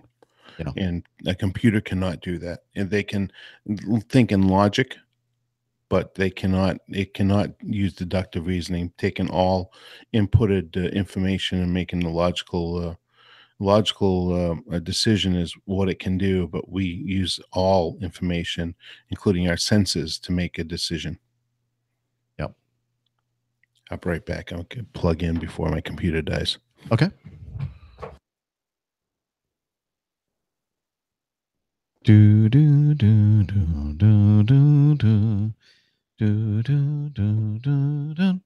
Da, da, da, da, da, da, da, da, do, do, do, dun, da, dum, bum, bum, bum, bum. Bump. I'm back. You plugged in? Yep. Plug it in, plug it in. All right. Number 6. Go ahead. I'm sorry. Number 6, Class Bravo Chris writes from KSQL, which is on the in Northern California. APG crew, I noticed recently on FlightAware that the aircraft involved in the engine explosion, depressurization, and fatality operating as Southwest Flight 1380 recently flew from Everett to Victorville. See attached. So I included a screenshot from, I don't know, probably FlightAware. Did he say that already in here? Yes, FlightAware. Yes. That the November 772 Sierra Whiskey was operating as Southwest Flight 8701 from Everett, Washington to Victorville. And they have a little map showing its route and all that kind of stuff. So anyway, he continues. Clearly, the aircraft was repaired enough to fly again. So why is it apparently being put out to pasture and not put back into service if it's airworthy? Tail number stigma? Concerned about undetected damage? And Captain Jeff, didn't you recently fly a Mad Dog there? Thanks as always for adding insight to these aviation mysteries. Might I suggest a plain tales about this so-called boneyard? Okay, so he's talking about Victorville, California. Victor, Charlie, Victor, the airfield. I did not fly the Mad Dog to Victorville. I flew it to not too far away from there in San Bernardino, California. And in the case of the November 926 Delta Lima, I believe, call sign or tail number, that one was being retired forever. It was never going to fly again. This one, I suspect, is not being put out to pasture to be, put to sleep forever. I believe that maybe, I'm not sure really what the reason is for putting it at Victorville, but it looks like they're putting it into storage for some reason. But I have no idea, actually. Do you have any ideas, Dana, why this might be heading to Victorville? I don't think it's that old of an airplane. Well, it may not be that, but it may be a move on Southwest's part. I think, and this is completely conjecture in my opinion only, but maybe if it is being put to pasture, it's in the memory of the one passenger that passed away, Jennifer Riordan, that was on that aircraft, and she was the young lady that got sucked halfway out of the airplane. So maybe it's out of respect for the fact that that's what happened on the airplane, and they just have decided to go ahead and put it to rest. That's possibility, I guess. It's it's just a complete conjecture on my part. Oh, I know what it is. We talked about earlier in the news section that the FAA or the Inspector General is looking at the FAA's oversight of safety at Southwest, and maybe this is Southwest's effort to try to hide the airplane in the evidence. Yeah, probably. No, that's probably not it. I'm No, just kidding. not at all. If anybody's listening from Southwest Airlines, I'm just kidding. But perhaps if you know something about this, let's see. Our flight test guy says they do a lot of heavy maintenance at VCV. Also a boneyard there, like Mojave and Roswell and other places. Okay, so yeah, so it's not necessarily going there to be retired. It may be actually getting there to be have some extensive repairs done to it. Or, as our very good friend of ours, Liz, made a very good point here, could it have been anything to do with the lawsuit? Maybe that's evidence. Very good point. So who knows? Yeah, where they have to sequester it and get it out of the way so that more investigation can be done on it or something. I don't know. Yeah, sure. I mean, Yeah, it's just possible. it's involved in an active investigation. I was thinking more of the the thought of heart versus that. But Liz, you're probably hit the nail on the head. Be my guess, because until the actual investigation and or lawsuit is complete, I would imagine the aircraft is probably going to be out of service. So We will see. point. Yeah, we'll see. All good points, I think. Okay, RH writes in Romeo Hotel, aviation community's huge loss. And he says, hey, APG crew, I wanted to say that I'm thoroughly enjoying the build-up to Captain Nick and Dr. Steph's introduction to the show. I just listened to episode 99. Oh, I see what he's saying. So he's going back. He has the syndrome, and he's listening to some of my early shows, and he's kind of seeing the evolution of the show back when I was doing it for the most part solo, except for the one exception, which was episode number 90, where Dana joined me when we were on layover in Savannah. But it wasn't until, I don't know, 150-ish or maybe more. Yeah, probably about 150 that I started to have full-time co-hosts on the show. And so that's what he's referring to here. So again, he says, I want to say I'm thoroughly enjoying the build-up to Captain Nick and Dr. Steph's introduction to the show. I just listened to episode 99 and was only a couple of episodes ago where we hear First Officer Dana for the first time. I can't wait to see how Dr. Steph and Captain Nick become part of the show. I try to listen to current episodes as well. A few weeks ago, you discussed the fatal accident in Daytona Beach where a wing detached from a PA-28. The FAA examiner on board that flight was well known and very well respected for his positive contribution to the aviation community. John Ozma did my check ride for both my single and multi-engine commercial ratings when I attended the Delta Connection Academy in Sanford, Florida. John did thousands of check rides over an illustrious career, and you'd be surprised how many pilots know his name, either from an actual check ride or a student that flew with him. Although they were over 15 years ago, I still remember my flights with John. His calm, friendly demeanor ensured the applicant was free to fly the plane and demonstrate their abilities. He made a point to put me at ease and even joked when my landing was firm on my commercial single check ride. He asked, Mr. RH, what was that? I said, that was my private pilot landing. He responded, maybe a student pilot landing, but not a private pilot landing. You can do much better than that. Show me again. He was fair, and he knew when an applicant simply had a bad landing. And my next one was near perfect.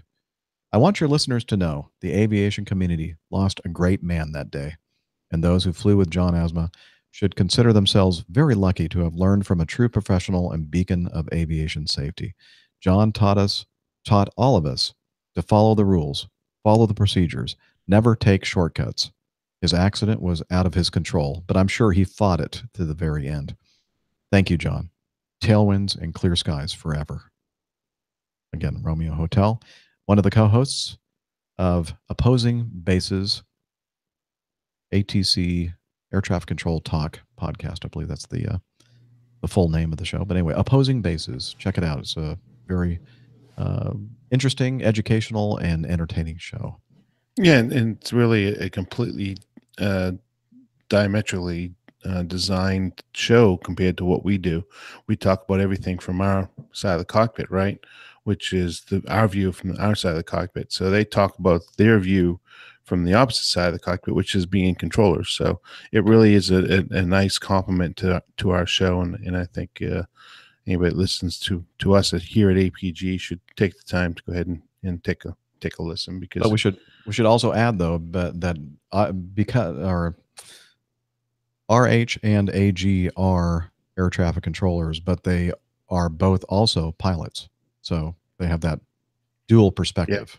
That's true. That's a very good point, Jeff. Yep. All right. Number 8, Brett says, hello to the APG crew. This is Brett, an airplane enthusiast from Ohio.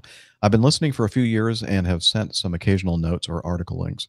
I was looking for the APG crew descriptions and noticed that Dana's bio will need to be updated to his new rank of captain. Again, congratulations. I'm not sure if I don't think I updated the website one, but the iPhone and Android app has been updated. I just haven't gotten around to the other thing yet. But thank you very much for that. And since I'm here, I have a question. I was in a flight some time ago, and as the pilot maneuvered the plane to the end of the taxiway, ready to pull onto the runway for departure, he made the announcement that the airport had just closed that runway, and we would have to taxi across the airport to the alternate open runway. I don't recall now the particular details, since I procrastinated too long to send this to you, so he doesn't remember all the details of the trip. Have you ever had that situation where your plane is ready to depart, and then a last-minute change switches things around? Be well, and I keep hoping to hear you say you'll be at Oshkosh Air Venture 18, but it sounds like you're going over to that F place again, Farnborough or something. Just kidding. Have fun. Sounds like a great time. Yes, we are. We're going to Farnborough. But maybe Oshkosh 19 will be on the schedule of events for us. Who knows? We haven't, we don't plan that far ahead, but that's a possibility. Anyway, regarding the situation that you're talking about here, where you're about to pull onto the runway and then they close the runway and they have to go to the other side of the airport. I think what happened here is that each runway has two directions, right? So let's say it's a north-south runway. You have 18 and 36. If you're taxiing out to runway 36, then because of the pressure system coming through, a frontal system comes through, and then the winds shift around, because we always like to take off into the wind if we can. So that probably happened as we were taxiing out to runway, let's say 36. So in this case, they what we say is turn the airport around. So now they're going to be operating on 18, the southerly runways. So that means that you have to go taxi, and it may feel like you're actually going to a completely different runway, but I bet that the runway that you actually taxied to was the same runway, just the other end of the runway. But I mean, I could be wrong. Maybe there are times where you may go to, depending on the airport's configuration, let's say Chicago O'Hare, if they ended up closing certain runways because of the wind, there is a good chance maybe that you'll end up going to a completely different runway. But it happens. It's not rare. It doesn't happen all the time, but it's really not uncommon at all. Would you say, Dana? I think that's actually more common than not common. The winds change on a regular basis, and it's very common. And I agree with you, Jeff. It could be an opposite direction runway. It could be an intersecting runway. It depends on where the wind shift and how much of the wind is prevalent. I mean, if it's a severe crosswind, they might use a crossing runway. Now, certain airports like the one we operate out of Atlanta only have east-west runways. So in our case, it would be just a complete opposite direction switch around. So versus a 90-degree wind off one side, you might get 70 degrees off. So but instead of it being a 110 degrees off, which is slight tailwind, that's why they might switch the airport around. So it's anybody's guess, and it's not really a big deal in any case. The biggest thing is it depends on where you end up in the line. because if you're switching runways, you could be close to the top of the beginning of the line, and you switch the runway around and get all these airplanes behind you that are blocking up the taxiways. It's anybody's guess at that point. Usually they try to keep the order somewhat familiar or similar to what you were lined up with originally, but they can't always do that. So that can cause delays in itself. And you have to make sure that you still have the minimum fuel required for completing your flight. That's something that we have to consider. And the other thing is we have to make sure that we have the proper performance data for the newly assigned runway as well. And that's spoken by a truly seasoned captain that would look at those things. Of course, I would look at those things. Absolutely. That's very true. All right. Well, I think it might be time for us to take, not take a break, but play the very popular installment of this week's installment. Let me start over again. That was just completely muffed up. Botched. I think this might be a good time for us to play this week's installment of the outrageously popular segment of the show we call Plane Tales by the Old Pilot. So, Old Pilot, take it away.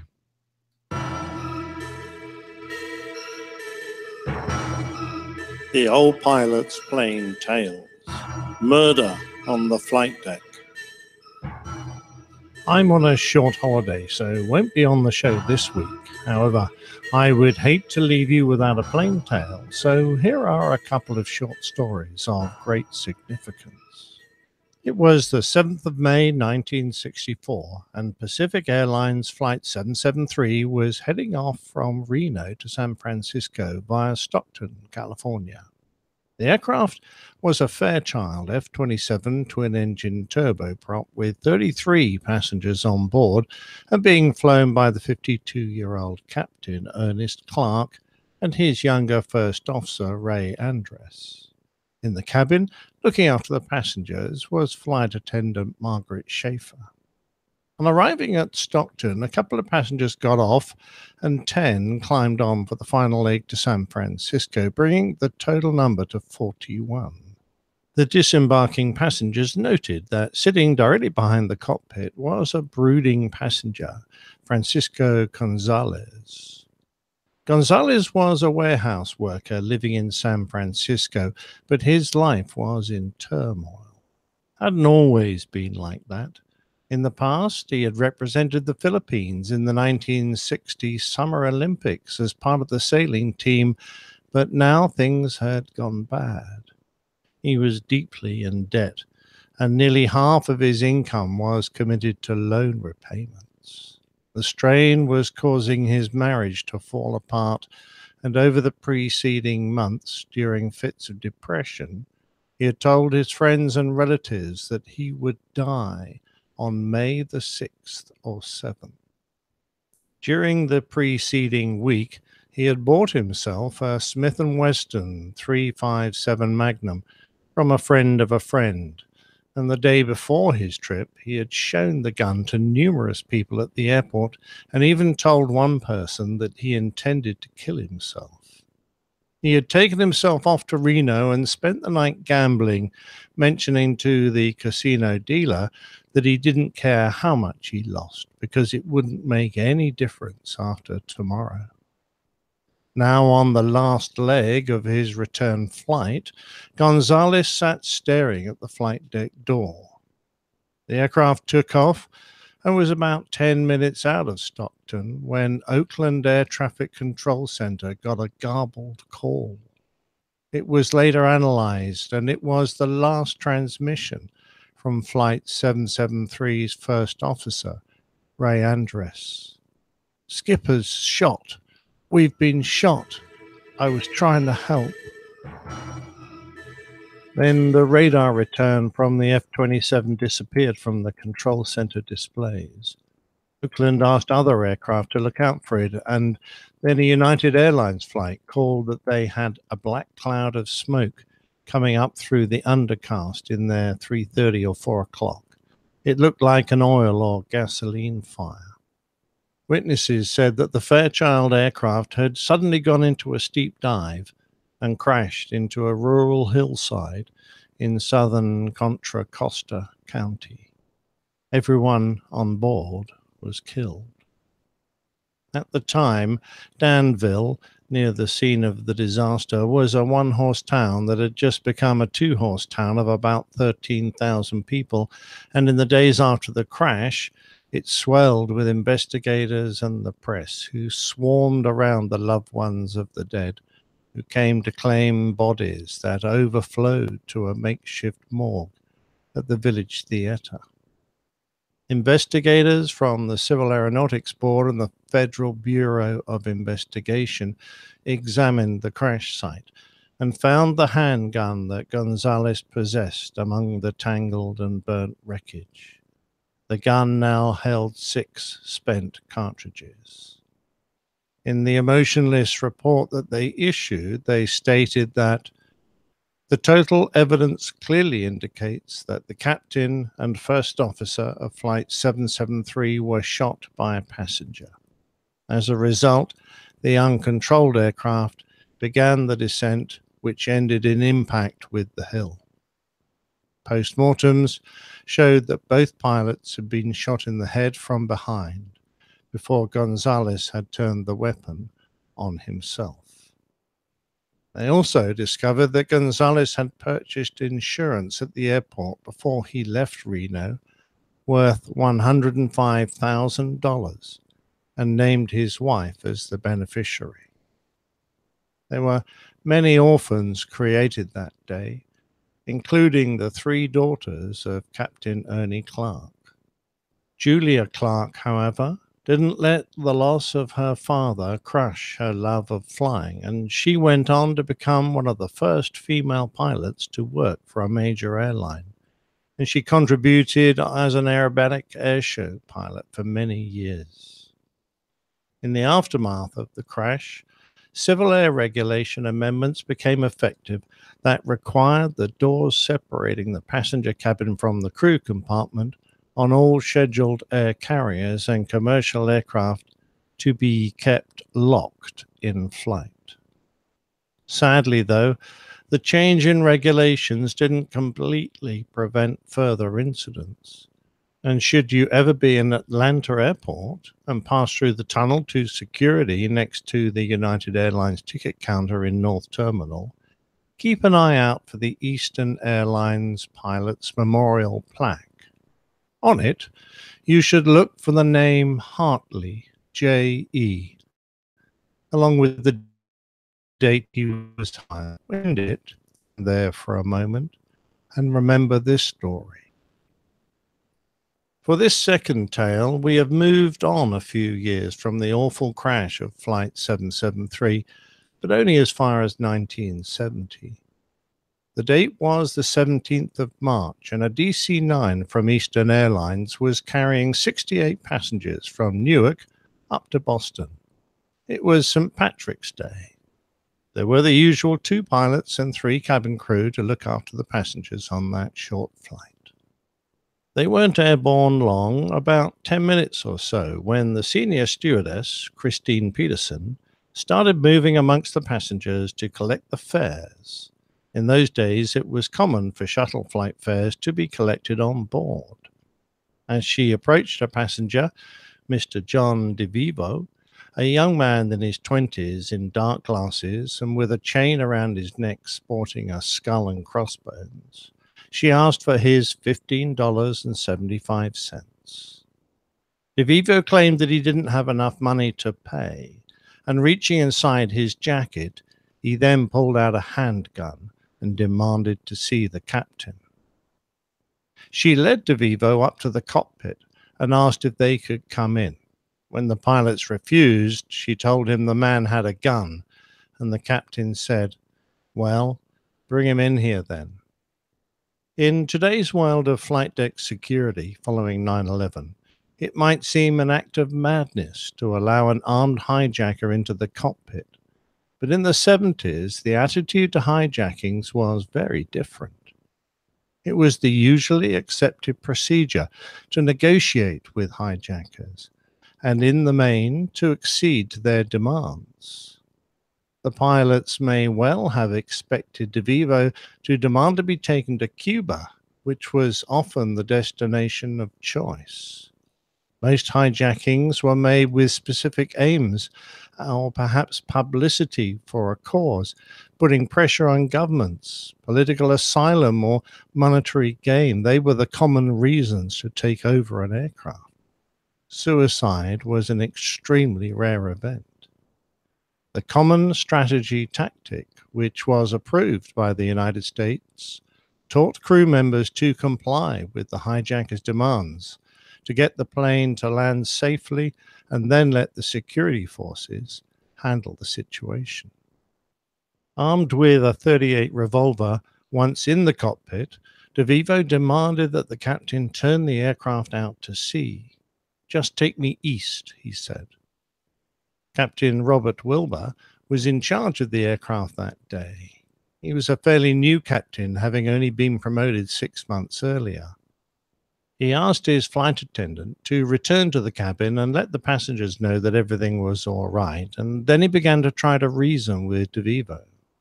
Christine left, and for about 20 minutes it was all quiet. On the flight deck, the pilots discovered that their hijacker didn't have anywhere he wanted to go.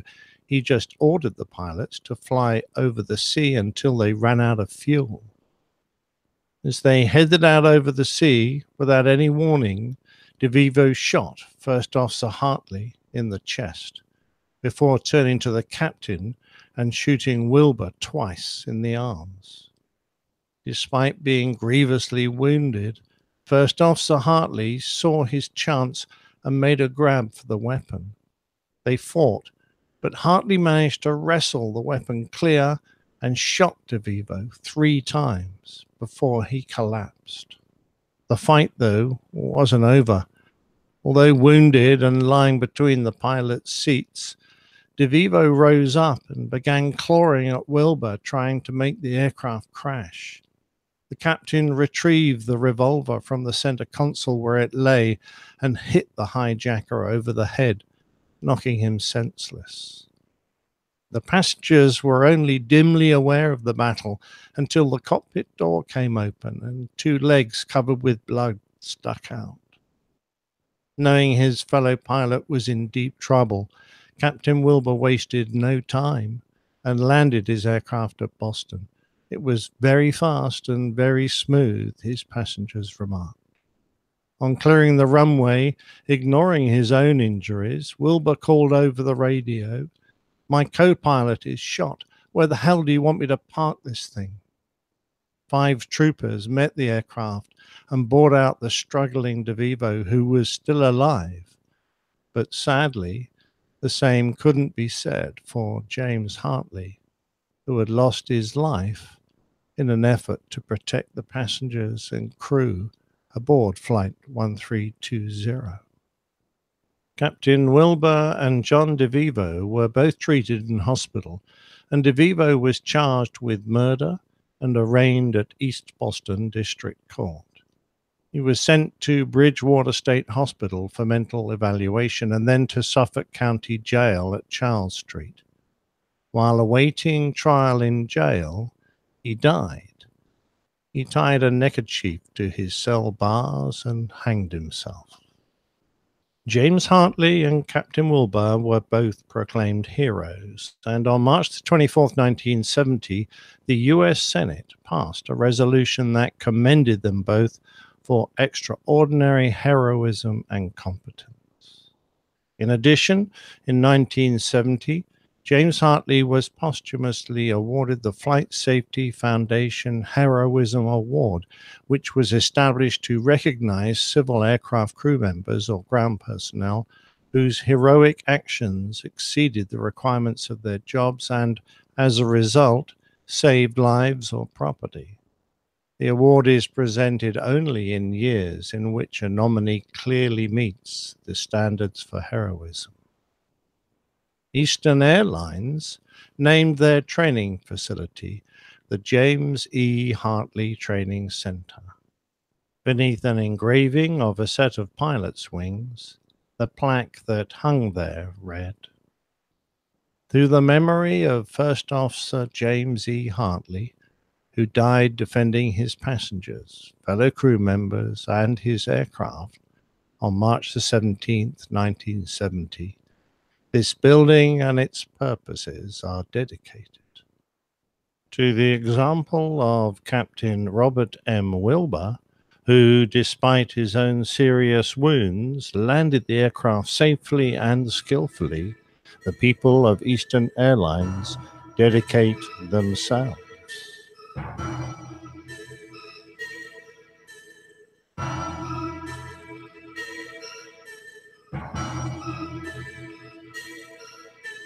Plane Tales is a featured segment of the Airline Pilot Guy Show Aviation podcast. Find us at airlinepilotguy.com. And here we are at airlinepilotguy.com. Another great plane tale from the old pilot. We know him as Captain Nick. And wow, that was quite a couple of stories. That was a great, I mean, of course, my hometown, Boston. So, know all about that one. Great job telling it, Nick, of course, as always. Okay, we'll take a technical pause or break at the moment. Let's see, what time is it? Not quite at the 2-hour point. About 1:50 or so. Steph is... Steve, we had no idea. Sorry to throw that at you on the show.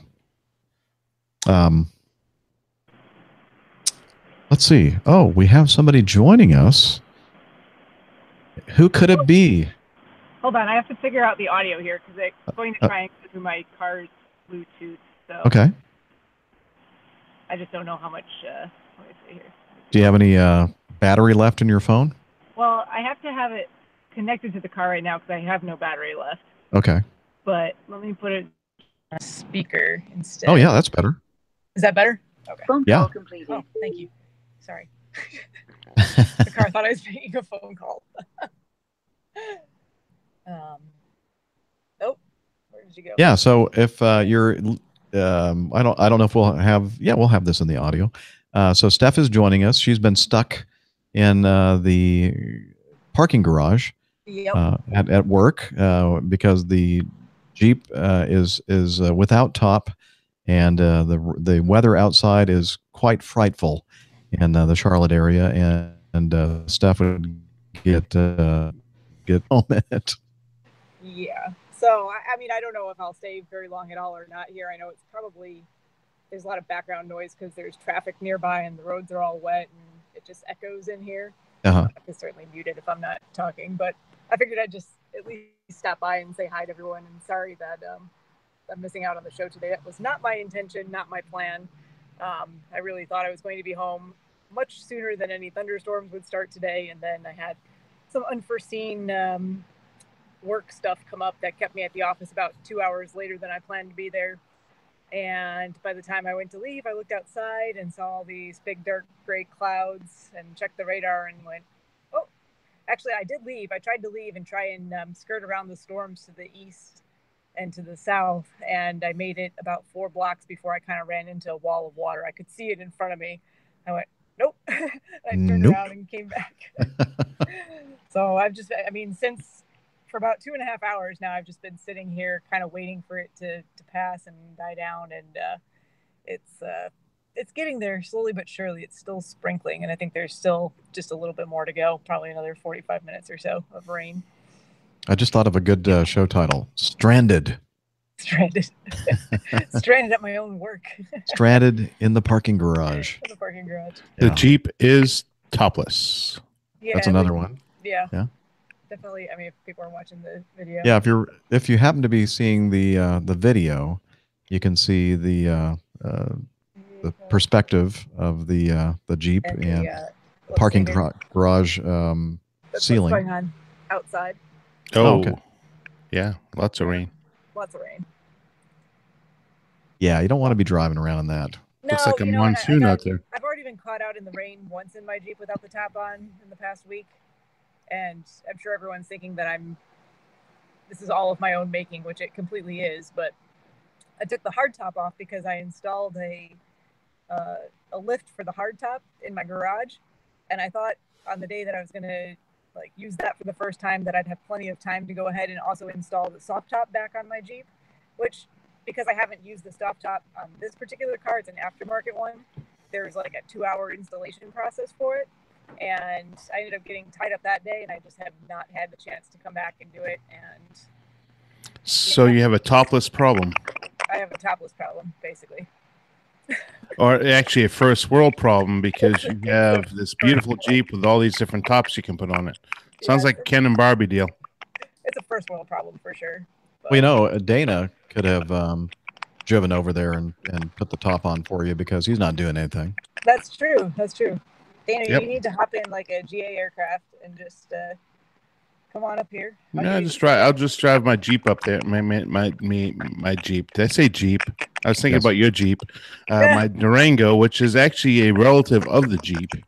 And I'll come up there while I'm there putting your top on. You can pull my shirt up and stick something in my back because it's killing me. Oh yeah, we could do an exchange there. Certainly. Payment for Barter. We can barter for services. Barter.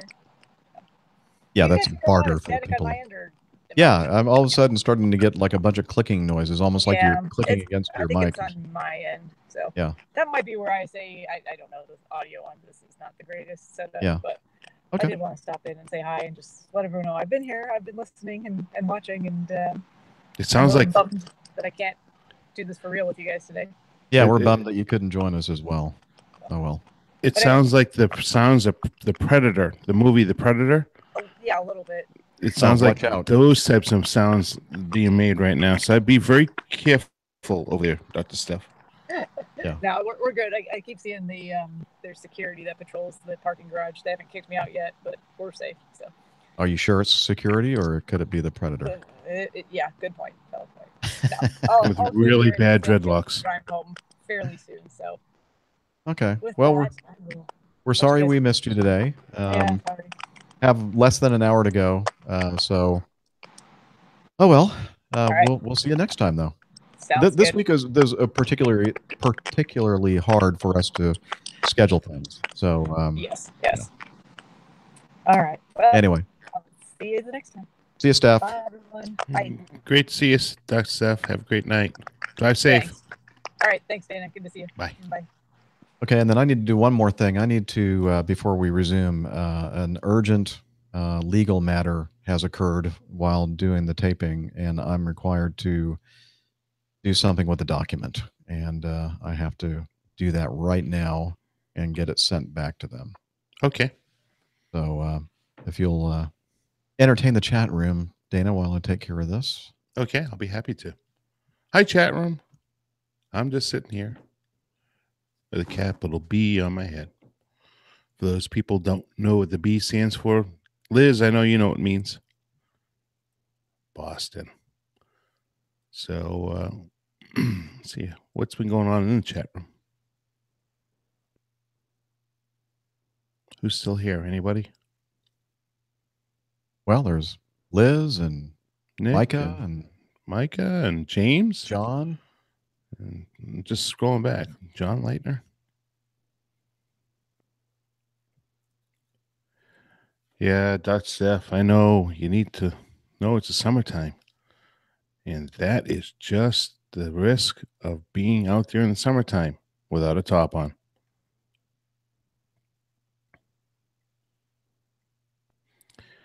Yeah, Mike, I wish I was getting a Portland overnight. There's actually been nothing. I don't think the have you seen Jeff is kind of busy right now, so I haven't seen any of the Portland overnights in the bid packet. Certainly, they're starting to pull our aircraft back to a shorter stage length. So I assume that it's going to not be as prevalent anymore. So part of the reason why I'm thinking about getting off the airplane, the reality is it's not a good place to be junior. So next week, July 3rd, we're going to have our advanced entitlement coming out. So lots going to be told from that and decide what I decide to do. I'm hoping I'm going to stay. I'd like to be able to fly the airplane as a captain for once, at least once. Yeah. So far, it hasn't happened. So yeah, saw a mad dog there today in Portland. Okay, well maybe they're still doing it. I just don't know. So I certainly haven't been looking man, Micah, because I just have no control over my schedule at this point. If I decide to bid a line, then I can hopefully revisit that, but it's a very senior destination. Unfortunately, a lot of senior guys like yours truly, Jeff over there. He likes to do it. My buddy Tony, he likes to do that overnight as well. So I don't get up that way very much anymore. I'm hoping for really hot spots like Tulsa, Oklahoma, and Flint, Michigan, and let's see, what's that one? Fayetteville, North Carolina, where I refer to it as kindly as Fayette now. So yeah, I don't have control of my schedule anymore, so I don't know where I'm going to go, when I'm going to go, and where I'm going to be. So that's all there is to that, main man Micah. Jennifer, enjoy your dinner. Hopefully you have something good. Speaking of dinner, I smell mine cooking right now. So I had a nice day in the lake. My buddy decided to take out his boat today. He needed to stretch its legs. Of course, it goes about 70 miles an hour.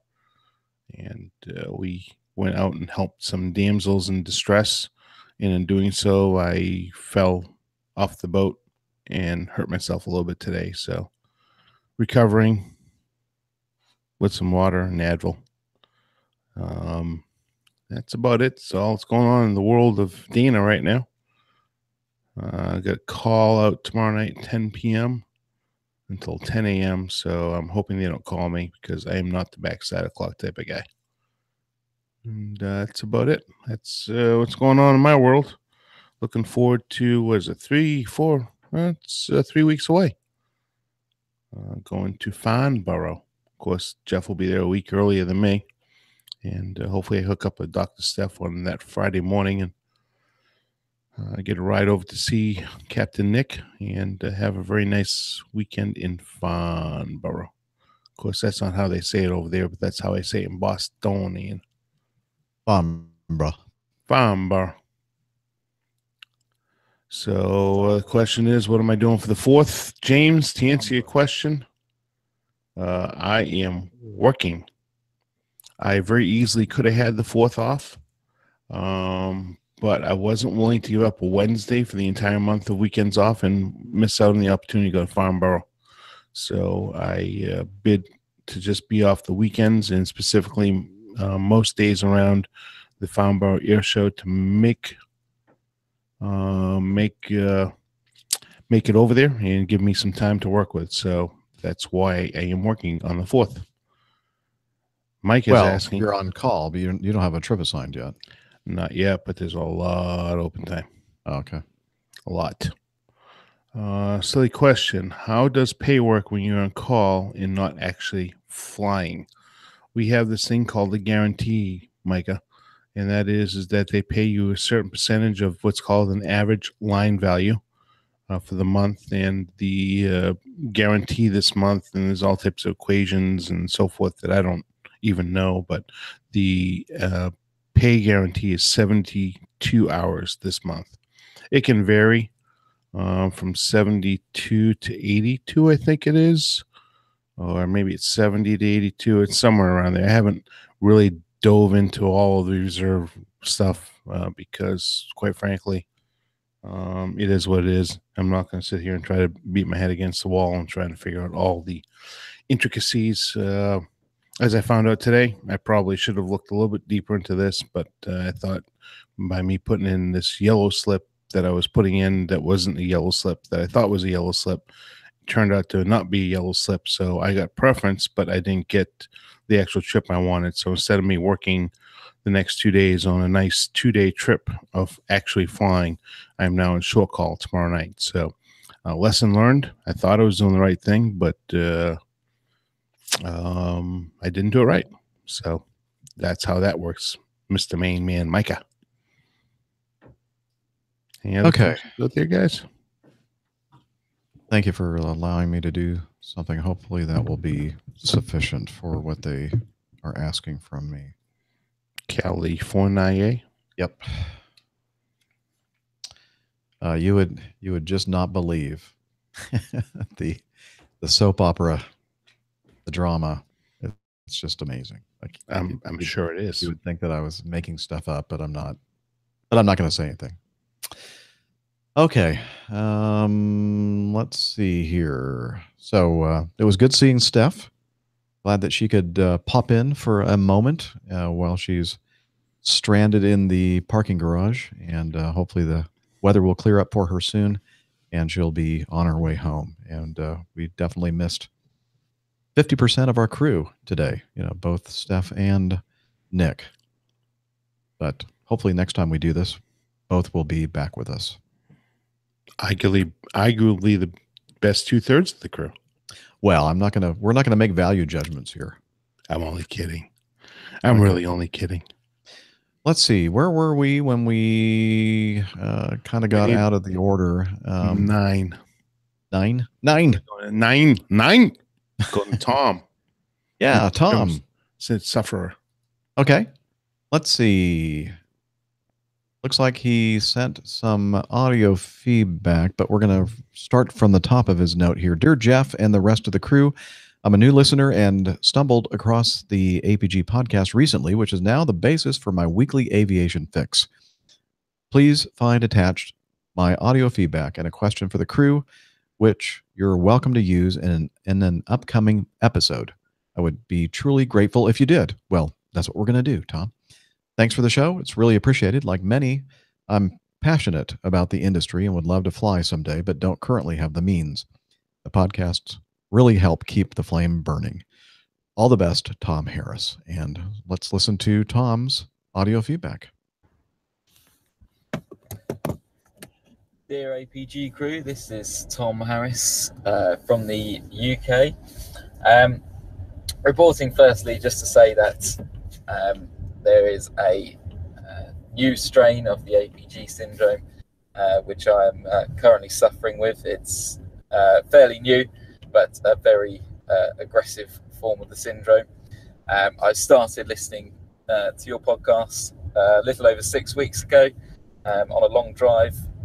Always been fascinated by aviation. I was on a long drive, had nothing else to do, and it suddenly occurred to me, I wonder if there's anything that will take my interests in podcasts, and stumbled across the APG podcast, which I have since been hooked to and been listening to every week, and really look forward to catching up with the APG crew and listening to what you bring. It's fantastic.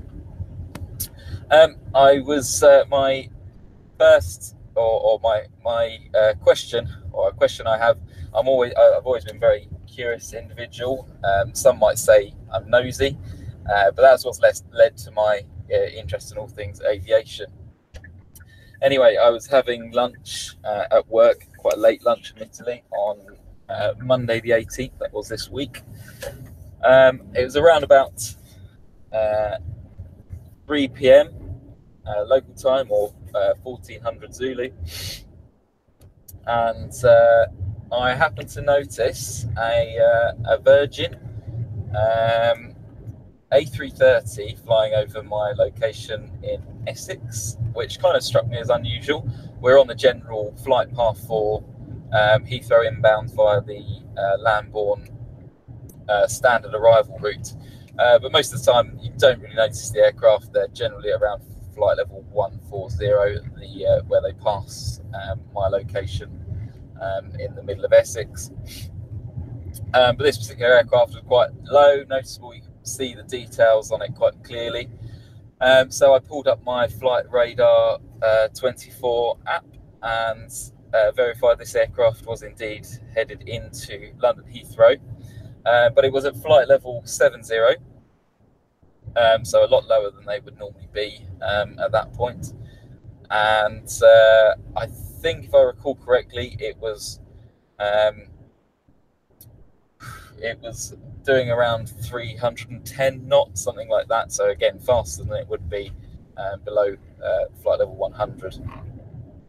And at that point in the arrival procedure. Anyway, this, as I said before, this aircraft was a Virgin aircraft. It was, I think, Virgin 401 from Dubai to Heathrow. And yeah, I just wondered. I'd heard on previous episodes of APG that Captain Nick, I think, has a contact at London Heathrow, the control centre there. And so I just wondered if he may be able to ask the question and quench my curiosity on that one. I assume it's probably some sort of onboard emergency, perhaps, that gave him priority, or a fuel issue or something like that.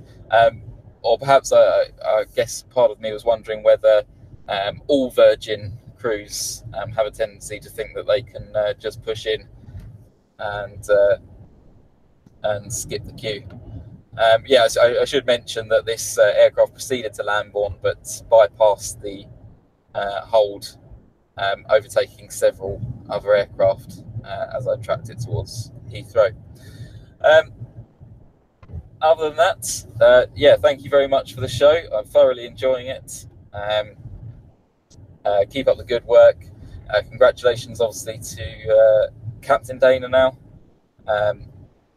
As I say, I haven't been following the show for very long, but obviously a lot of hard work has gone into to getting that title. So that's fantastic. But other than that, clear skies and tailwinds to all. Cheers, Tom. All right. Well, thank you, Tom. I appreciate that. Wait a minute. Let's wait till. Okay, go ahead. I'm sorry. Thank you, Tom. Appreciate that acknowledgement on my upgrade. It's truly a great feeling, and certainly really do appreciate your compliment. And Tom, welcome to the APG community. We are sorry about the APG syndrome, especially this new strain, this a very aggressive strain. We do apologize for that. And unfortunately, we're still working on a cure, have not nailed down anything yet. But if we find out what will help with that, we'll certainly let everybody know.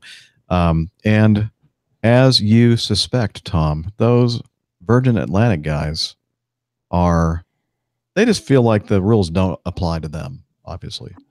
They do that all the time. Routinely fly faster than 250 knots below 10,000 feet. That's, those rules are for everybody else. No, I'm just kidding. I think that what your suspicion about what may have occurred here as far as skipping holds and maybe flying faster than the regulated limit may have something to do with some type of an emergency that required urgent handling, which in this case, I think you may be right. It may have been a medical emergency that required the maneuvering. And we will make sure Liz, our producer in the background, has sent us the message that, we want to make sure that that we're going to present this to Captain Nick, and we'll probably play it again, or if not, he'll listen to it. He probably already has listened to it, and maybe he can put in his 2 cents worth or his 2 pence worth, and let us know what he thinks may have been happening in this case. And unfortunately, he's not here today because he's on holiday. But again, I'm sure that he'll want to say something about this, and welcome you as well, Tom, to the community. And, Jeff, I would venture to guess, I don't know if you agree with me or not, but more times than not, most emergencies that we encounter are the medical type. Yeah. So, I mean, that's very common for a medical emergency return or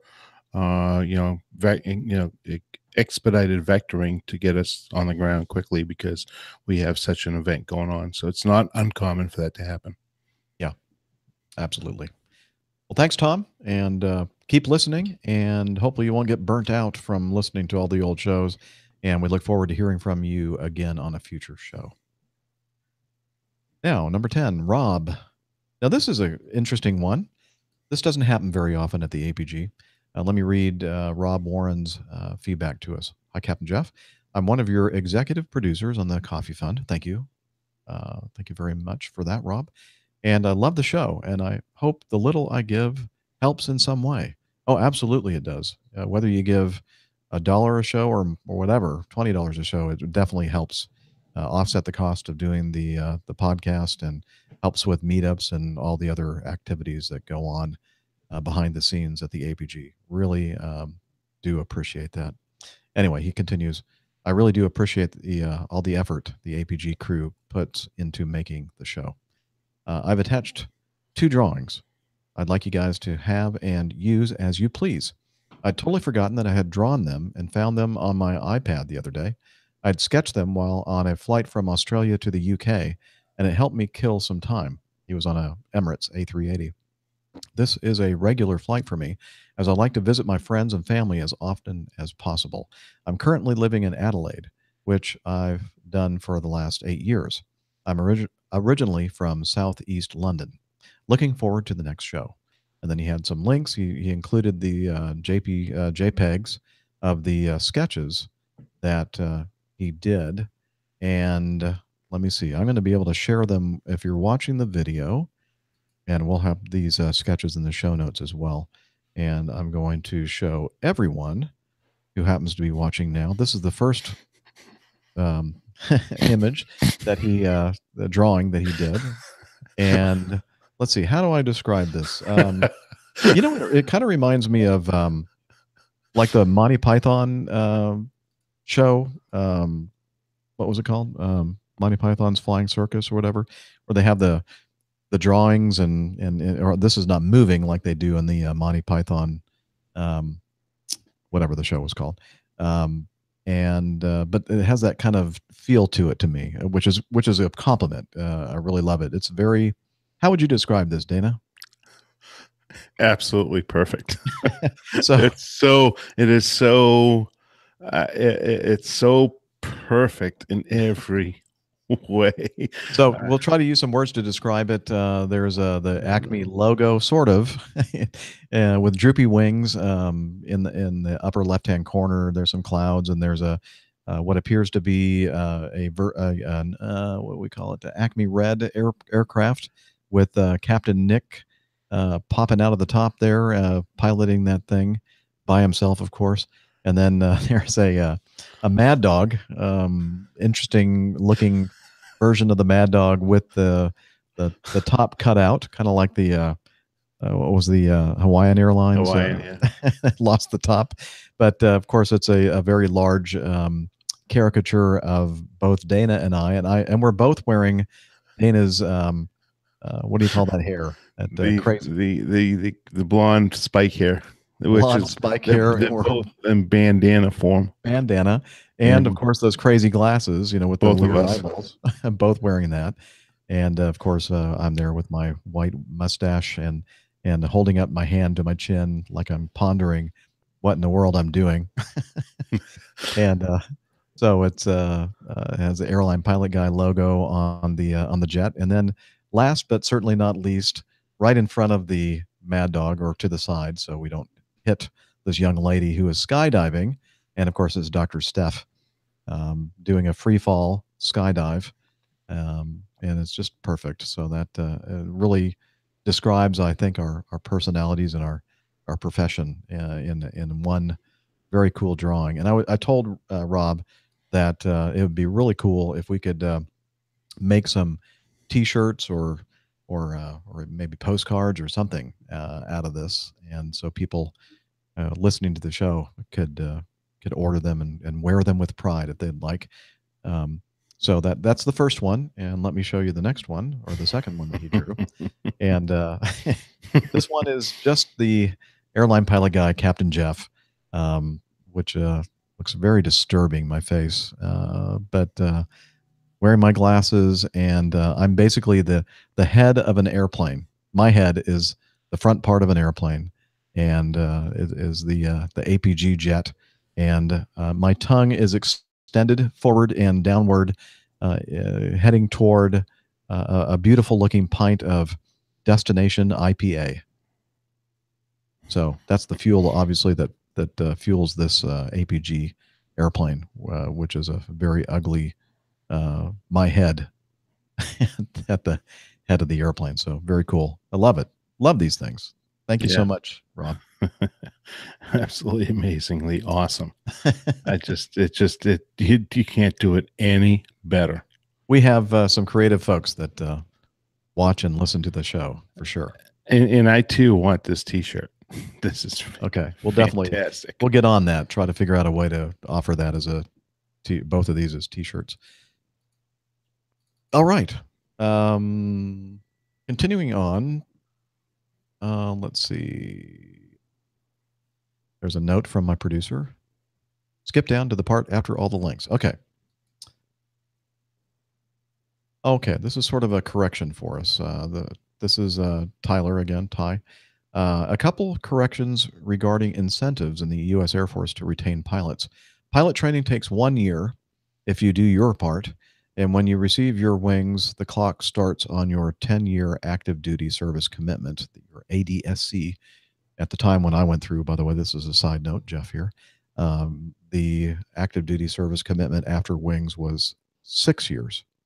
So they increased it to 10 to try to keep the military aviators into the service longer and hopefully get them over the hump so that they're more than halfway through their 20-year term for getting retirement and such in the military. Anyway, so going back to Ty's feedback, at the conclusion of your 10-year commitment, you are then eligible for aviation continuation pay or the bonus. Currently, the bonus is fairly fluid, much like a sports free agent. The amount and term is changing. Some critically short manned fields offer up to $35,000 per year and can take people out to 20 plus years of service. Also to note, the traditional 20-year retirement, which is 50% of your pay and medical care for the rest of your life, has changed to a, quote, blended retirement system, which is best thought of as a hybrid of the old with a semi 401k you can take with you if you don't choose to serve 20 years.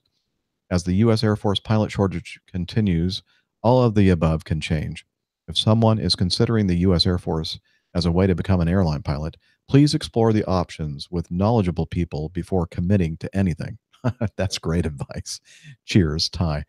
Ty obviously has some experience with this, knows a little bit about this, and that last bit of advice there, please explore the options with knowledgeable people before getting to anything. And I tell you, I got lucky because my recruiter tried to get me to apply to be either a pilot or navigator candidate when I was trying to get into officer training school and the whole Air Force thing. And I said, I don't know. He goes, no. If you end up being a navigator candidate and you go through nav school and you become a navigator, it's really easy to transition from navigator to pilot. That was like a lie, completely wrong. And perhaps I sensed it. I don't know, but I said, no, let's just put my application in as a pilot candidate. If they turn me down, then we can talk about what steps to take next. And so I dodged that bullet because they accepted me as a pilot candidate in the Air Force, obviously. And I met a couple of people, one at officer training school who had a lot of hours logged, and he was in as a navigator candidate. And I think he had a commercial multi-engine instrument rating and over 500 hours of time. Would that make sense, Dana, if you had a commercial multi-engine instrument rating and you had, would 500 hours be reasonable? I mean, yeah, because the minimum is 250 hours to have those ratings, so that's fine. That's right. So he looked at me and he goes, "How much time did you have before you came here?" I said, "I don't know, like 3.5 hours, something like that." The look on his face was just, I felt so sorry for him because he was so way more, he was way more qualified than I was to become a pilot, but he fell for the old recruiter thing. Well, we'll submit you as a pilot or navigator candidate, and yeah, the rest is history. So, yes, great idea to make sure that if you're talking with a recruiter or whoever you're talking with, and you're considering a significant decision when it comes to your career in the military, please make sure that you know all the facts before you sign or commit to anything, because you'll be sorry if you don't. All right. Thank you, Ty, for that. Let's see. Moving on, Sean. So I saw this story about an Air Asia flight which was delayed due to a tech issue. One passenger complained that they were on board without food and water for 1.5 hours. The horror! They then complained that the pilots tried to force them out by misting up the interior. And of course, the media eats it right up. When the flight resumed, the airline provided sandwiches and drinks. I hate to say it, but I hope they never fly U.S. domestic flights. Far worse things have happened here. Delta Airlines, does a good job with providing snacks and refreshments in irregular operations, but they're generally the exception. You're certainly not going to get a full sandwich flying a domestic Y seat during a delay with Delta. If the pilots really wanted people to leave the plane, they probably would have shut off the air conditioning packs, not turn them on. Shutting off the air conditioning was one of the ways we used to try to end parties in college, and it worked. Yeah, very good point. He includes a link to the story from ndtv.com from India about Air Asia passenger stranded after a delay. But yeah, the turning off the air conditioning would be the way to get the people off the airplane, not turning it on. And the mist that they're talking about in this news story, obviously, it was because it's a very humid place and very cool air coming into the cabin, and that was for passenger comfort, not to try to scare people and get them out of the airplane. So, yeah, completely misrepresented. I don't know. I missed it on the overhead when I went through training on the overhead panel. The switch, it says misting up the cabin. Well, it's on the left-hand side, right above your head, kind of. It might be hard for you to see. You'll have to take a look next time you're in the cockpit, like in the next 6 months. Yeah, maybe. Well, that will be on the Airbus, which might be the next cockpit I'm in. Oh, you know what? I just remembered. It's right next to the chemtrails switch. Exactly right next to it. Yep. Turn that on. Yeah, I agree with you on that one, Jeff. I think it's probably condensation in the air conditioning system, and in being it's in Asia. Well, you know what? I was going to say something, but I'm just going to plead the fifth. Yeah, let's not. I'm not going to say anything. I'm going to be a gentleman. Very for good. change. Yes. No, you're always a gentleman. Well, most of the time. Not well, really. some of the time. Occasionally. It's a very rare thing. No, I'm just kidding. Make up your mind already, will you, sir? I just need somebody tell me to stop. Or as well, Steph's not here, so I'm going to tell you stop. Shut up, Jeff. Oh, there you go. Okay, moving on. Steve. This is Steve Hurst, longtime follower of the APG crew and Coffee Cadre member. Yay! Thank you, Steve. Thank you. I read Steve. with interest the final report on the BA, British Airways 777 Las Vegas engine fire, uncontained engine failure. See the Aviation Herald link below. There are two main themes in the report I would like to mention and hear the view of the APG crew. As you will see in the report, there is some level of criticism leveled at the captain for failing to follow standard operating procedures in dealing with the situation. The QRH, the Quick Reference Handbook, was not used effectively, if at all. The procedures were not followed in the right order. For example, the evacuation was called step number 3 in the checklist before steps 1 and 2 in the checklist, including shutting down the engines and so on. Everyone got out safe and alive. So, all in all, a job well done. However, it does lead me to question why this lapse in procedures happened. This was a highly experienced captain on his final flight before retirement, and BA is an airline that has a strong reputation for pilot training and flight safety. This kind of scenario is thrown at pilots all the time in the simulator. Yet, when the real thing happens, the SOPs are not followed. Things slip and the situation does not play out as well as it should. Maybe I'm wrong, but I keep thinking that perhaps the startle/panic factor comes into play. When pilots go for sim sessions, they know that things will be thrown at them, such as engine fires, V1 cuts, and the like. And I'm sure they go into the box fully alert and having mentally rehearsed the potential drills they will have to follow and how they will react. But in the end, it is an artificial situation, and the sim cannot kill anyone. Then, on a routine flight home from Las Vegas, the unexpected happens, and things don't go as well as they probably would have in the sim. So, my question is, do you think the startle panic factor came into play here and contributed to the lapses in adherence to the procedures, or perhaps fatigue, or maybe a combination of both? And with that in mind, what can we learn from this, and what could be done to modify training strategies to try to address risk factors? Yet again, during this incident, passengers flouted the rules and carried their carry on baggage during the evacuation, putting the safety of themselves and the other passengers and crew at risk. This is not surprising. We've seen this before, and I'm sure we will see it again. Passengers don't pay attention to the safety announcements, and even when they do, some probably think selfishly and prefer to flout the rules and grab their carry on so as to avoid the inconvenience of having their possessions stuck on the aircraft or, at the worst, their passport and other valuables burning with the aircraft. So, what to do to solve the problem? Accept it happens and continue to try and educate passengers.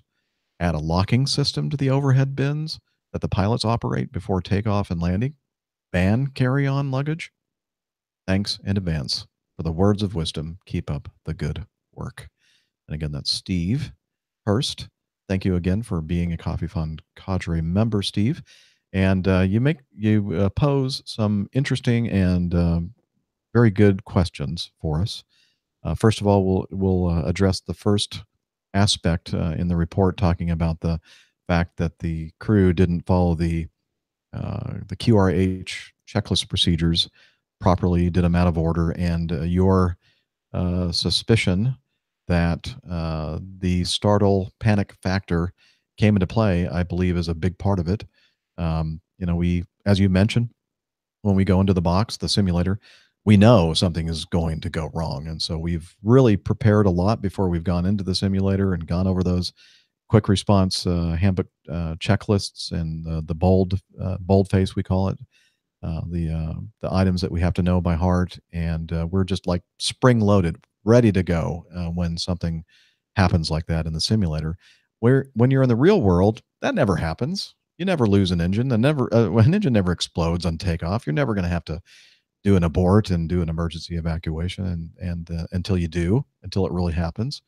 And I think you're onto something there about the startle factor, and the fact that you're just not ready for something like this to present itself. You're probably in a state of denial, like, well, this can't be happening. But as Dana will probably back me up, the most important thing it has to do in this kind of a situation, especially when something unexpected happens like this, is to try to slow everything down and be very deliberate with every action that you make. Although you'll probably feel like you need to rush because it's a situation where people could get hurt or killed if they don't do something very quickly, but it's very important that you do the right thing and maybe take a little extra time, a few extra seconds, to make sure you're doing everything as you're supposed to. What do you think, Dana? Oh, to be honest with you, I couldn't agree with you more, and certainly with the feedback on the questioning is absolutely fantastic, Steve. I think the big thing, and being that I just came out of training and knowing kind of what I was going to be handed in the simulator, I couldn't agree more with the statements that we go in preloaded.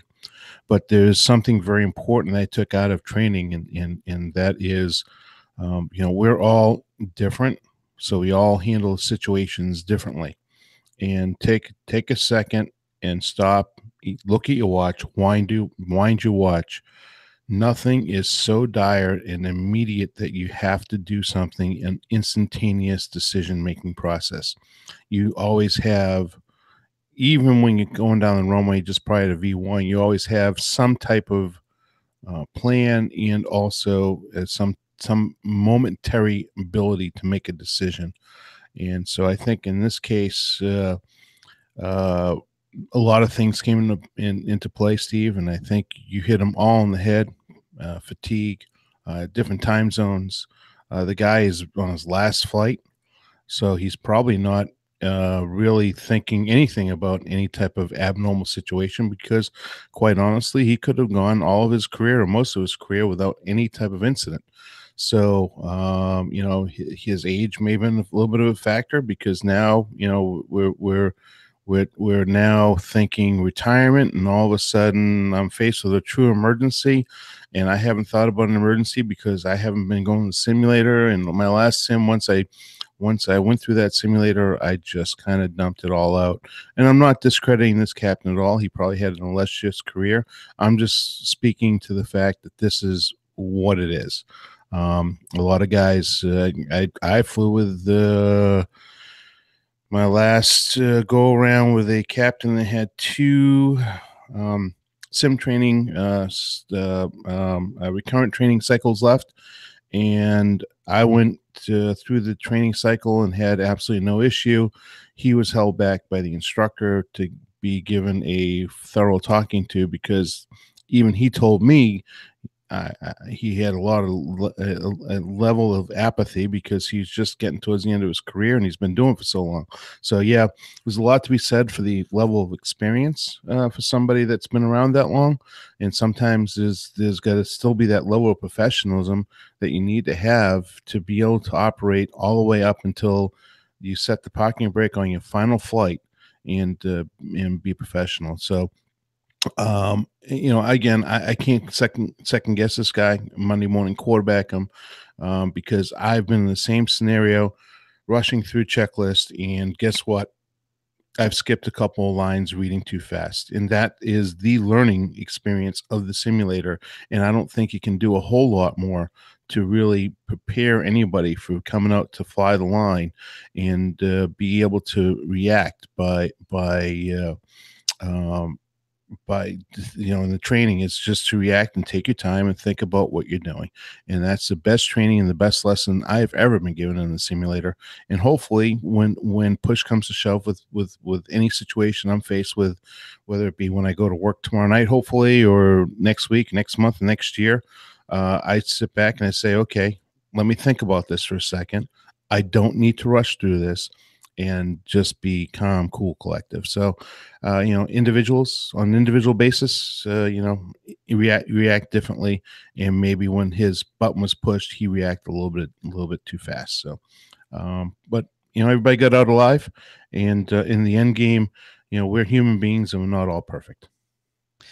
That is so true. And you make some good points. Added some added factors. Maybe a little bit of complacency. For goodness sakes, this is your last flight, your retirement flight. I mean, nothing could go wrong, right? And also the point well made regarding, in the simulator, we don't want to screw things up. We don't want to mess things up. But sometimes making mistakes in the simulator, although embarrassing and whatever, can be the best education that you can have. I mean, it really, you remember that if you've messed something up in the simulator, even if it's a serious thing, you'll know that you'll try not to do that again in the future. Yeah. It's a good lesson to learn. Exactly. And Jeff, the most important thing is just like we were talking not too long ago with programming a computer. We can't program a human being or train for every single circumstance that could ever be faced by a human being. So, as I said, there's human error in there. You hope that we don't make that error, and it's not a critical error. In this case, it wasn't. But still, there was a human error in there, despite all the level of training. And as regards the second part of his question, Dana, regarding the carry-on luggage, yeah, you're right. It's going to happen again. And what to do about it? I don't think locking the overhead bins is a solution. because there are some bad side effects of doing that. That might actually be worse than people carrying their carry-ons off the airplane during an evacuation. Um, educating the passengers. I mean, I don't know what else to do regarding that. Um, ban carry-on luggage. Well, that would certainly be a way to do it, but I can't see that happening either. Um, I don't know. That's a good question. I don't know if anybody really has the answer for that. No, I don't have an answer as well. The big thing is that we're in a society nowadays, soon after September 11th, and you can probably attest to this. People are very on airplanes, very attuned to taking care of each other, watching off each other, asking how you're doing, being very attentive to each other's needs. Now we're back to the me society in a lot of respects, and a businessman on board the airplane with a briefcase full of important legal papers. The only thing he's thinking about is what I need to do with that. So you got to put the human factor into that as well. It's there is nothing we can do in total control of briefing the passengers as the flight attendants do over and over until they're blue in the face. And then we have a perfect example of the rapid depressurization on Southwest Airlines with people keying with the mask over their nose, put it in the right position on their face. So, and that's in the briefing card and is briefed by the flight attendant on how to do that. They yet still don't listen. So I think we have a very high level of apathy and a very high level of meism in society today, unfortunately. However, I don't see that there's an easy solution to it. I really, really don't. I don't either. Anyway, great questions, Steve. Thanks for posing them. I'd like to hear what Nick would have to say on that one too. Yeah. Well, maybe he'll think to say something about that on the next show. Number 14, Robert. Are ferry flights like the one on Endeavor below? He included a screenshot of his phone, I think. Are ferry flights like the one on Endeavor Airlines below protected in most pilot contracts that they must be flown by a union crew? And I think the answer to this one, Robert, is that it depends on the contract, I would imagine. If it's a union represented, an airline with pilots that are represented by a union, it would depend, I think, on the contract that is agreed to between the pilots and the management. And I suppose it's possible that there could be a provision that says, hey, if you need to ferry an airplane from this point to another point, in this case, Raleigh, Durham to Atlanta, you can use your own pilots that aren't part of our pilot group and non-union. I don't think there is any contract out there like that at least that I'm aware of. I know that at our company, Dana and my airline, if an airplane needs to be ferried out to the desert or the boneyard or need a maintenance ferry or whatever it is, it's going to be flown by a seniority list pilot, a union pilot.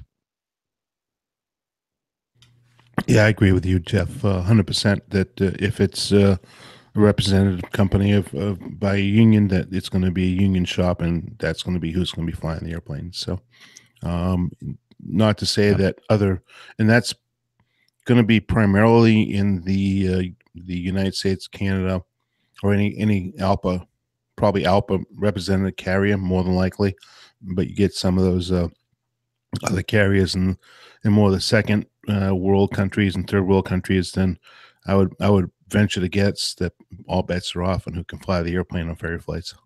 But domestically, it would probably be, I would venture to guess, almost every airline would probably have some type of protections. Yep. All right, quickly, number 15, dispatcher Jared. Hello, APG crew. I'm a dispatcher at Acme. Oh, right. Another dispatcher. I know now 3. Jared, welcome.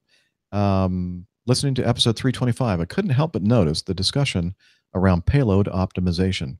Captain Dana, congrats on the upgrade, mentioned how payload optimize means no non-rev passengers will be boarded.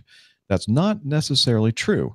From the dispatcher chair, we do everything we can to plan to take all passengers, including non-revs, and more times than not, we do. However, it's a training issue for our stations because the station agents see payload optimized on their paperwork and make the same assumption that no non-revs should be boarded. On our flight releases, the captains can see how many passengers the dispatcher planned for their flight.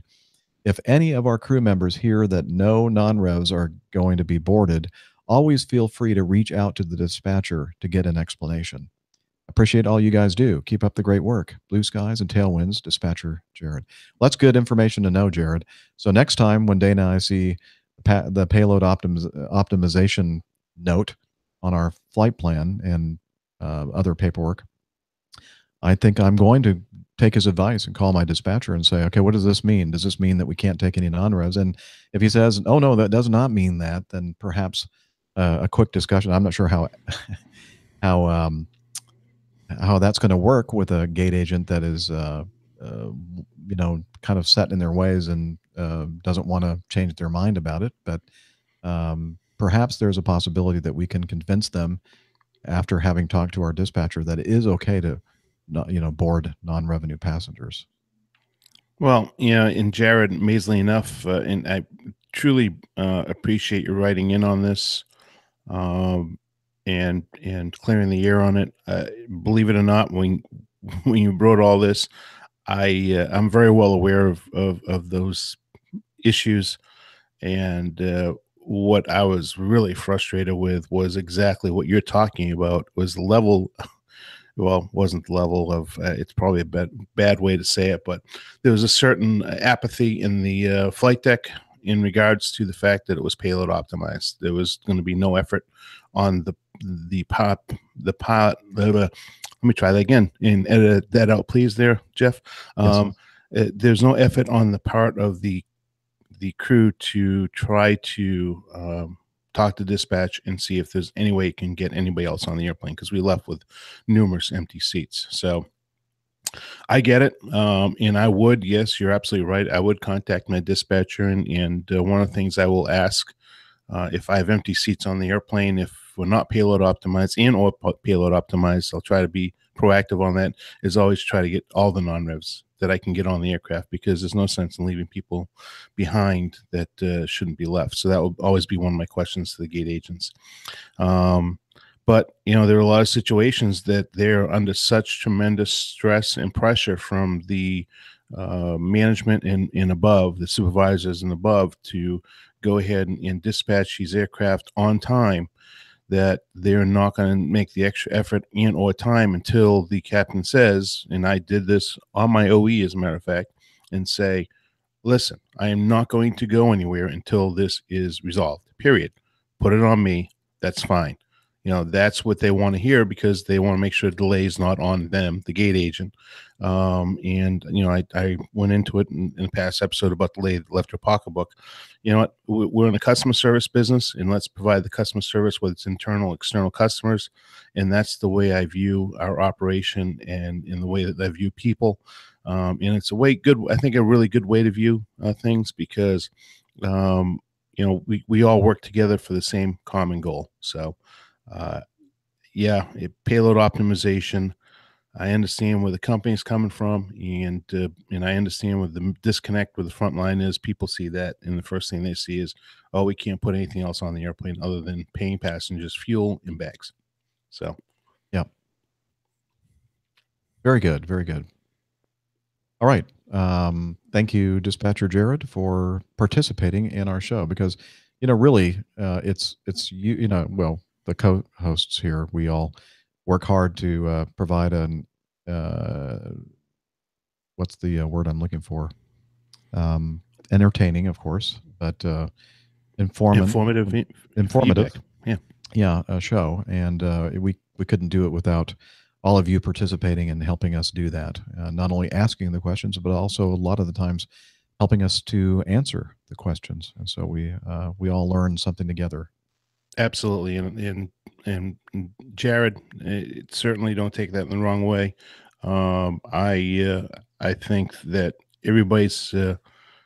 anybody that writes in creates great conversation. amongst each other in the group here, and without the feedback from everybody that listens to the show, we certainly would be a whole lot more boring and not as entertaining, I think. And I think we are far more interactive because of it, and it brings a lot to this show. So please continue to send that in to us. All right. And finally, Brandon sent us some audio feedback. And so let's hear from Brandon Gonzalez, new producer and also host of the Podcasting on a Plane podcast. Hey, APG community, Brandon here live from the tower. And I've got a few things to say about that question that's been circulating around for a while about the towers clearing aircraft to land with another one still on the runway. Well, fellow CFI John, here's your answer. His local tower mentioned the 3,000 foot rule between small aircraft. And yes, that's of course correct. But let me expand on it for a minute. 3,000 feet is what we use between small aircraft, and small in ATC language means single engine airplanes like Skyhawks, Bonanzas, Cherokees, and even the small turboprops like Meridians, TBMs, and a Pilatus too. We call these Cat 1 aircraft. All helicopters also fall into that category. There are two more categories, Category 2, which is light twins, and Category 3, which includes all jets, which obviously require a lot more spacing, 4,500 feet and 6,000 feet, and airborne, respectively, for those two categories. Separately, if there's in-trail wake turbulence separation required, a controller would need to factor that in as well. But don't worry, I won't get into that this time. One of a tower's main objectives is to provide runway separation. Whether it's arrival, departure, or departure, what matters most is what kind of aircraft is in the back, the successive one, so to speak. If a Cessna 172, for example, is the one in the back, 3,000 feet's enough. If the successive aircraft is a Category 2, something like, I don't know, a Seneca or an Aztec, 4,500 feet then would be required. And if either one's a Cat 3, front or back, then the front aircraft would need to be 6,000 feet down the runway and also airborne, or else the landing aircraft would need to be sent around. If the runway is less than 6,000 feet long, though, past the departure end is considered sufficient. So that's that for distance. But the point of the question I know was about whether or not you can clear an aircraft to land with one still on the runway. And the answer, of course, is yes. But what we call it is anticipated separation, which is just what it sounds like.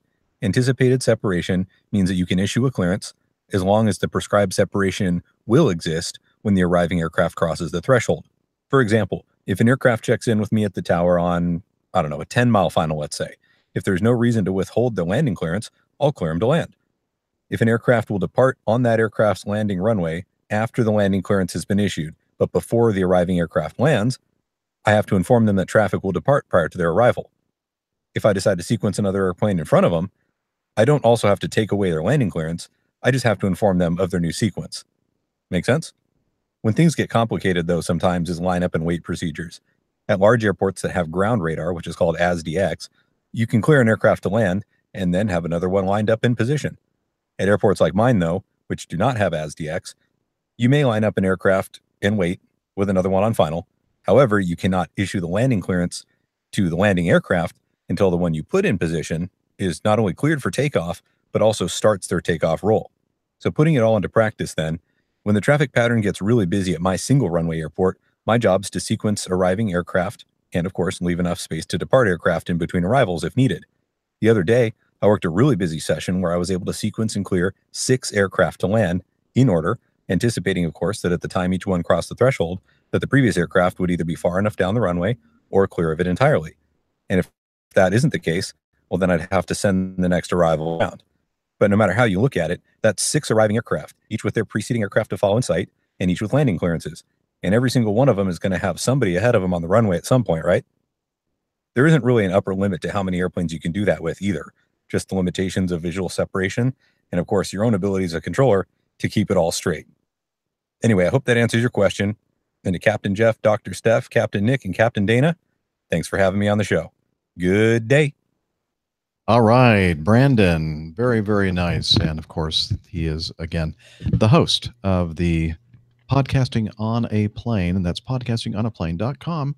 And he is an air traffic controller, and he knows stuff, lots of stuff. Thank you for helping to clarify that. I think fantastic. Unbelievable. I can't even speak. You left me so speechless, Brandon. Oh, you need to send more feedback then, Brandon. Yes, do that. Make sure that Leave me Dana's speechless. Continuously speechless. All right. kidding. I'm fired. No. I'm only kidding. I was just having fun at your expense. Oh, I love that. I love when everybody has fun at my expense. Of course I do. That's why I actually got off the lake today, put it all to bed, and came and made sure I was on the podcast today because I didn't very want you to be dedicated. all by myself. Yeah, well, thank you. And it shows your dedication, unlike some other co-hosts that would rather be enjoying spending time with their wife on the coast of England or hanging out in a parking garage. Obviously, we know what your priorities are, Steph. Yeah, definitely her priorities. She enjoys being topless. Yes. Really. Don't we all? Okay. Speaking of Steph. Yeah. Okay. Go ahead. No, I was going to say we're going to wrap this thing up. So, Yep. You want to say anything else? Yeah, well, nope. I'm all teetered out. Okay. So let's see. This is the end of the show. Thank you for bearing with the two of us today. And again, we do appreciate all your great feedback. And if you want to learn more about the show, head over to airlinepilotguy.com. You can send feedback there, or you can send feedback at airlinepilotguy.com, or you can download the iOS or Android apps and follow us that way and send us feedback that way as well.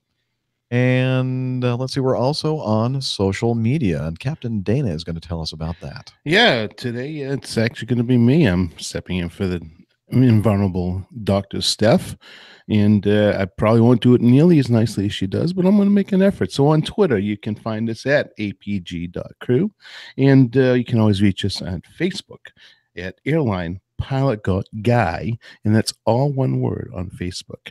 Certainly look us up. Absolutely. And let's see, we're also on Slack, and Hillel's here to tell us about that. Take it away, Hillel. I'm waiting. Here we go. APG listeners, please join us on our Slack team. Slack is a communication, coordination, and sharing platform that works on your mobile, laptop, or browser. On Slack, we share ideas and news. We suggest episode and Plain Tales topics. We plan events and meetups. To get into the Slack team, please email me at slack@airlinepilotguy.com. That's SLACK, Sierra Lima Alpha Charlie Kilo at airlinepilotguy.com. Or send me a tweet with your preferred email address to @Hillel, and I'll send you an invitation. That's Hillel, spelled HI11E1, Hotel India 11 Echo 1. And see you in Slack. Thank you, Hillel. And until next time, wishing you clear skies, unlimited visibility, and tailwinds. Take care. God bless. Hasta la vista, baby. See everybody next time. Bye-bye.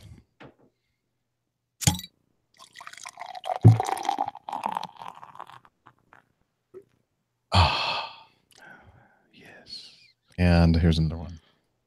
That was terrible. Horrendous. I'm offended. I'm appalled. So what are we going to do? Well, what else? Email it to everybody we know. Good idea. Nice. All right. Thank you, everyone, for bearing with the two of us. It's just not the same without Dr. Steph and Captain Nick. But anyway, yeah, it was fun. Ouch. No. I mean, it was fun. We've done this before. Dana and I have. I'm giving you crap right back. Yes, we have. Yeah, and not to put down at all what Dana's contributions are. It's just that it's just a different vibe. Don't you agree when the two of us are together? Yeah, it's we know each other too well, and and that's a good thing. Mm-hmm.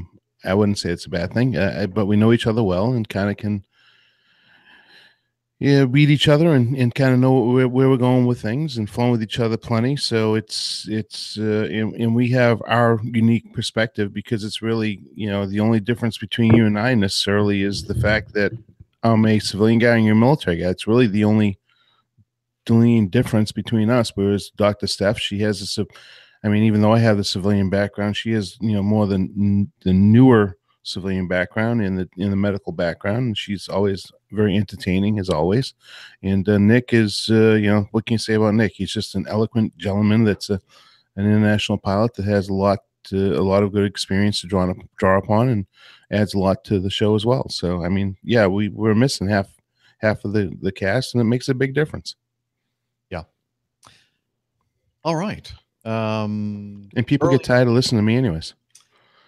Nah, I'm only kidding. Oh, let's stop the recording. Yep, I'm done. I stopped. Okay, stop.